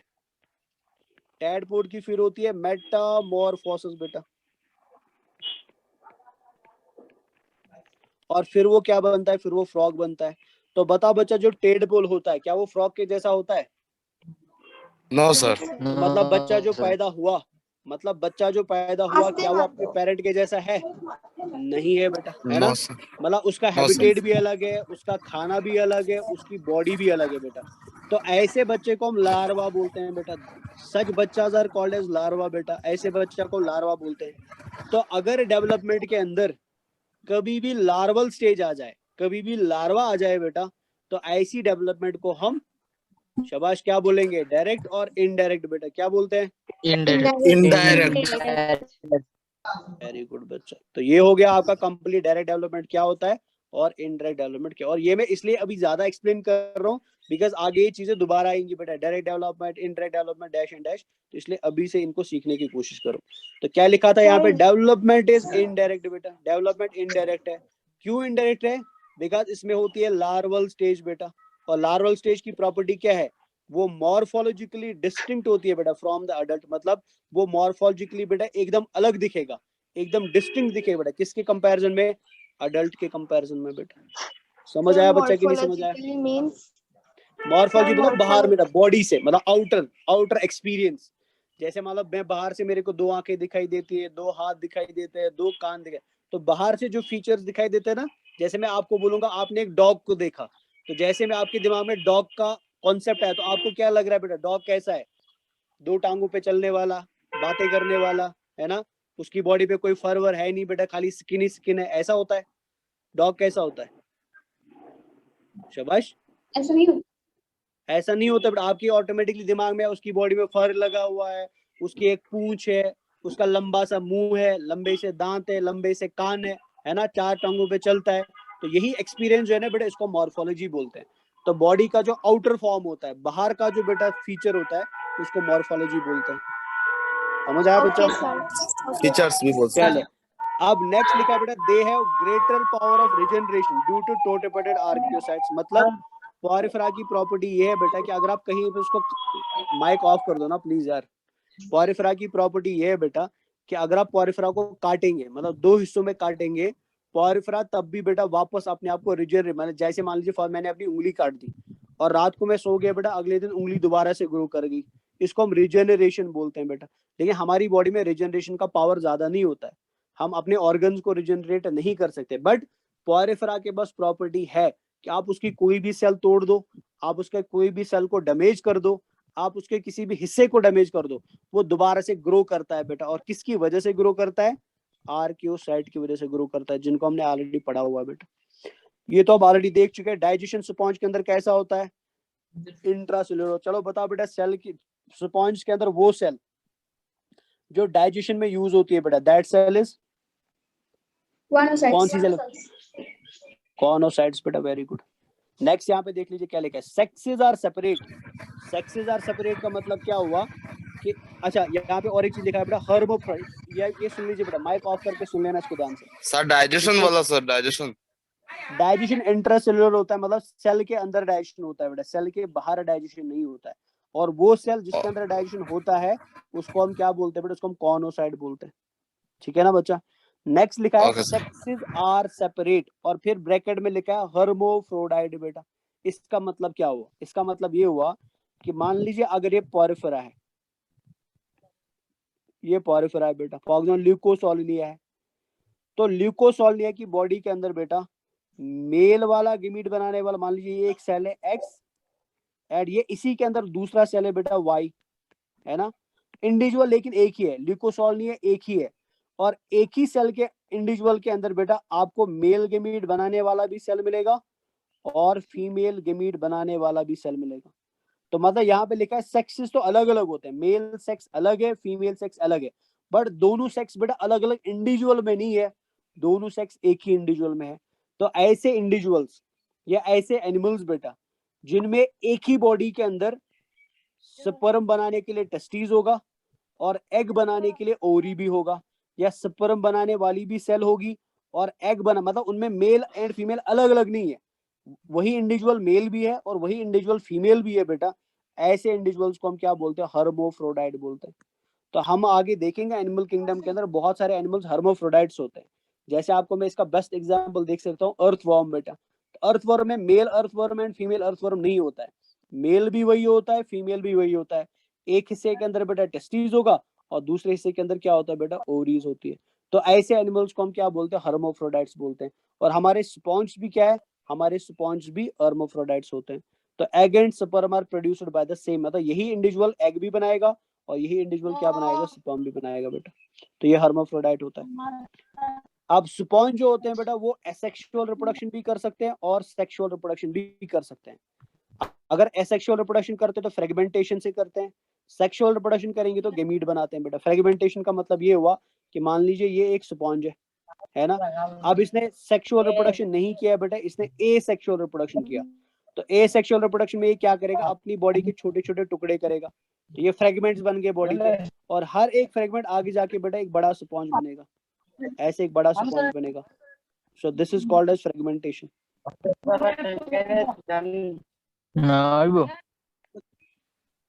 चलिए बच्चों, ఇంతకీ వాళ్ళ हाँ तौहीद, आप क्लास करने के लिए आए हो कि बातें करने के लिए आए हो? हाँ चलिए बेटा, तो एसेक्सुअल रिप्रोडक्शन फ्रेगमेंटेशन से होता है एंड सेक्सुअल रिप्रोडक्शन बेटा किससे होता है? गैमीट फॉर्मेशन से होता है। अब यहाँ पे एक चीज याद रहे, मैं इसको हाईलाइट करके रखता हूं। मैंने आपको अभी बोला था स्पॉन्ज के अंदर क्या होता है बेटा? लार्वा बनता है। तो आपको स्पॉन्ज के कुछ लार्वाज का नाम याद रखना है, ठीक है? फिर मैं फिनिश कर देता हूँ, होने वाला है फिनिश, अभी सुन लीजिए पहले। तो सीलोब्लास्टुला बेटा एक लार्वा होता है स्पॉन्ज का, हाईलाइट कर देता हूँ अलग कलर से। तो ये लार्वाज के नाम प्लीज कल याद करके आ जाना। तो सीलोब्लास्टुला एक लार्वा है जिसको हम कोलियोब्लास्टुला भी बोलते हैं। सेकंड है बेटा स्टीरोब्लास्टुला, थर्ड है एम्फीब्लास्टुला एंड फोर्थ है पैरेनकाइम्यूला। तो these are larvas of sponge बेटा। कभी कभी इस पे क्वेश्चन पूछा जाता है, which of the following is the larval is the larva of sponge बेटा, और is the larva of Porifera. तो याद रखना कोलियोब्लास्टुला होता है, स्टीरोब्लास्टुला होता है, एम्फीब्लास्टुला होता है एंड पैरेनकाइम्यूला होता है। तो आपको ये डायग्राम याद रखने की जरूरत नहीं है, बट इतना याद रख लीजिए कि these are the different types of larvas present in the sponge बेटा। तो यहाँ पे क्या दिखा रहा है? एसेक्सुअल रिप्रोडक्शन इधर से, सेक्सुअल रिप्रोडक्शन इधर से। तो एसेक्सुअल रिप्रोडक्शन में बर्ड बन गया और बर्ड से बेटा एक नया स्पॉन्ज बना। और यहाँ पे आप देख सकते हैं बेटा स्पर्म बन रहा है, एग बन रहा है, दोनों फ्यूज कर रहे हैं बेटा, फर्टिलाइजेशन हो रहा है, फिर एम्ब्रियो का फॉर्मेशन हो रहा है, फिर एम्फीब्लास्टुला लार्वा बन रहा है और फिर एक नया स्पॉन्ज बन रहा है। तो मतलब शॉर्ट में रिप्रोडक्शन स्पॉन्ज के अंदर सेक्सुअल मेथड से भी हो सकता है और एसेक्सुअल मेथड से भी हो सकता है। चाहे मेथड सेक्सुअल हो या एसेक्सुअल हो, दोनों जगह पे आपको क्या देखने को मिलेगा? लार्वल फॉर्मेशन देखने को मिलेगा बच्चा। रिजेनरेशन की प्रॉपर्टी आपने देखी, तो यहाँ पे आप देख सकते हैं रिजेनरेशन दिखा रहा है। हमने इस पॉरिफेरा को छोटे छोटे टुकड़ों में काटा, ध्यान से देख ली, कैंची दिखाई दे रही है। हमने इसको चॉप कर दिया बेटा छोटे छोटे टुकड़ों में, ये छोटे छोटे पीस बन गए और आने वाले समय में बेटा इस पीस से क्या बना? एक नया स्पॉन्ज बना बेटा। This is regeneration. और इसको किसने प्रूव किया था? विल्सन ने प्रूव किया था। This is called as Wilson's experiment. ये एम्स के अंदर एक बार क्वेश्चन पूछा गया था कि पॉरिफेरा के अंदर रिजेनरेशन की प्रॉपर्टी किसने प्रूव की? तो याद रख लेना बेटा विल्सन ने प्रूव की थी, इसलिए यहाँ पे फोटोग्राफ लगा हुआ। तो ये है एनसीईआरटी की एग्जांपल्स। और प्लीज याद रख लेना एनिमल किंगडम के अंदर आपको खाली एग्जांपल एनसीईआरटी का याद रखना है और कुछ याद नहीं रखना। तो एनसीईआरटी ने बेटा 3 एग्जांपल्स दिए, साइकॉन, स्पॉन्जुला जिसको हम फ्रेश वाटर स्पॉन्ज बोलते हैं, यू स्पॉन्ज जिसको हम बाथ स्पॉन्ज बोलते हैं, ठीक है ना? They are porifera examples. या एग्जांपल्स ऑफ पॉरिफेरा बेटा, ठीक है ना? तो ये आप याद रख Okay, लेना sir. प्लीज, एग्जांपल इंपॉर्टेंट है। अब एग्जांपल जो एनसीईआरटी में दिया हुआ उसके एक्स्ट्रा में मैंने एक टेबल ऐड कर दिया है। जो लास्ट में किसी बच्चे ने मेरे से पूछा था सर कॉमन नेम हम कैसे पहचानेंगे, तो यहाँ पे कुछ पॉरिफेरा का नाम दिया हुआ, उनका कॉमन नेम लिखा हुआ है।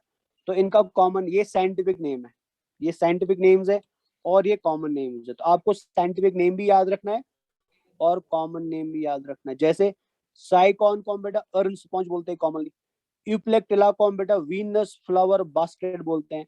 And this is important for exam बेटा, इसका वीनस फ्लावर बास्केट बोलते हैं। फाइलोस्पॉन्जी को हम लीफ स्पॉन्ज बोलते हैं। फेरोनीमा को हम बाउल स्पॉन्ज बोलते हैं। हाइलोनीमा को हम ग्रास रोप स्पॉन्ज बोलते हैं। क्लाइओना को बोरिंग स्पॉन्ज बोलते हैं। क्लीना को मरमेड्स ग्लव्स और डेड मैन फिंगर बोलते हैं बेटा। स्पॉन्जुला को फ्रेश वाटर स्पॉन्ज बोलते हैं, ये भी एग्जाम के लिए इंपॉर्टेंट है, ठीक है ना? यू स्पॉन्ज को हम बाथ स्पॉन्ज बोलते हैं। टेरियन को हम नेपच्यून्स गॉबलेट बोलते हैं। हिप्पो स्पॉन्ज को हम हॉर्स स्पॉन्ज बोलते हैं एंड हर्सिनिया को हम हॉर्नी स्पॉन्ज बोलते हैं बेटा। So these are examples of sponge, extra जो एनसीईआरटी के एक्स्ट्रा में मैंने दिए है और इनके कॉमन नेम्स है बेटा। तो ये सर वो पेज ग्रुप में ये सारे एग्जांपल्स आपको, ये सारा जो नोट्स है आपको फाइनली लास्ट क्लास में मैंने दिया था ग्रुप में नोट्स, आई होप आपने वो सेव करके रखे होंगे और आज मैं दोबारा से फॉरवर्ड कर दूंगा बेटा, ठीक है ना? तो ये आप यहाँ पे देख सकते हैं बेटा। तो ये है वीनस फ्लावर बास्केट, ये फोटोग्राफ है बेटा वीनस फ्लावर बास्केट का, ठीक है ना? ये है ल्यूकोसोलिनिया का बेटा। तो ये एग्जांपल्स है, ये आप देख लीजिए।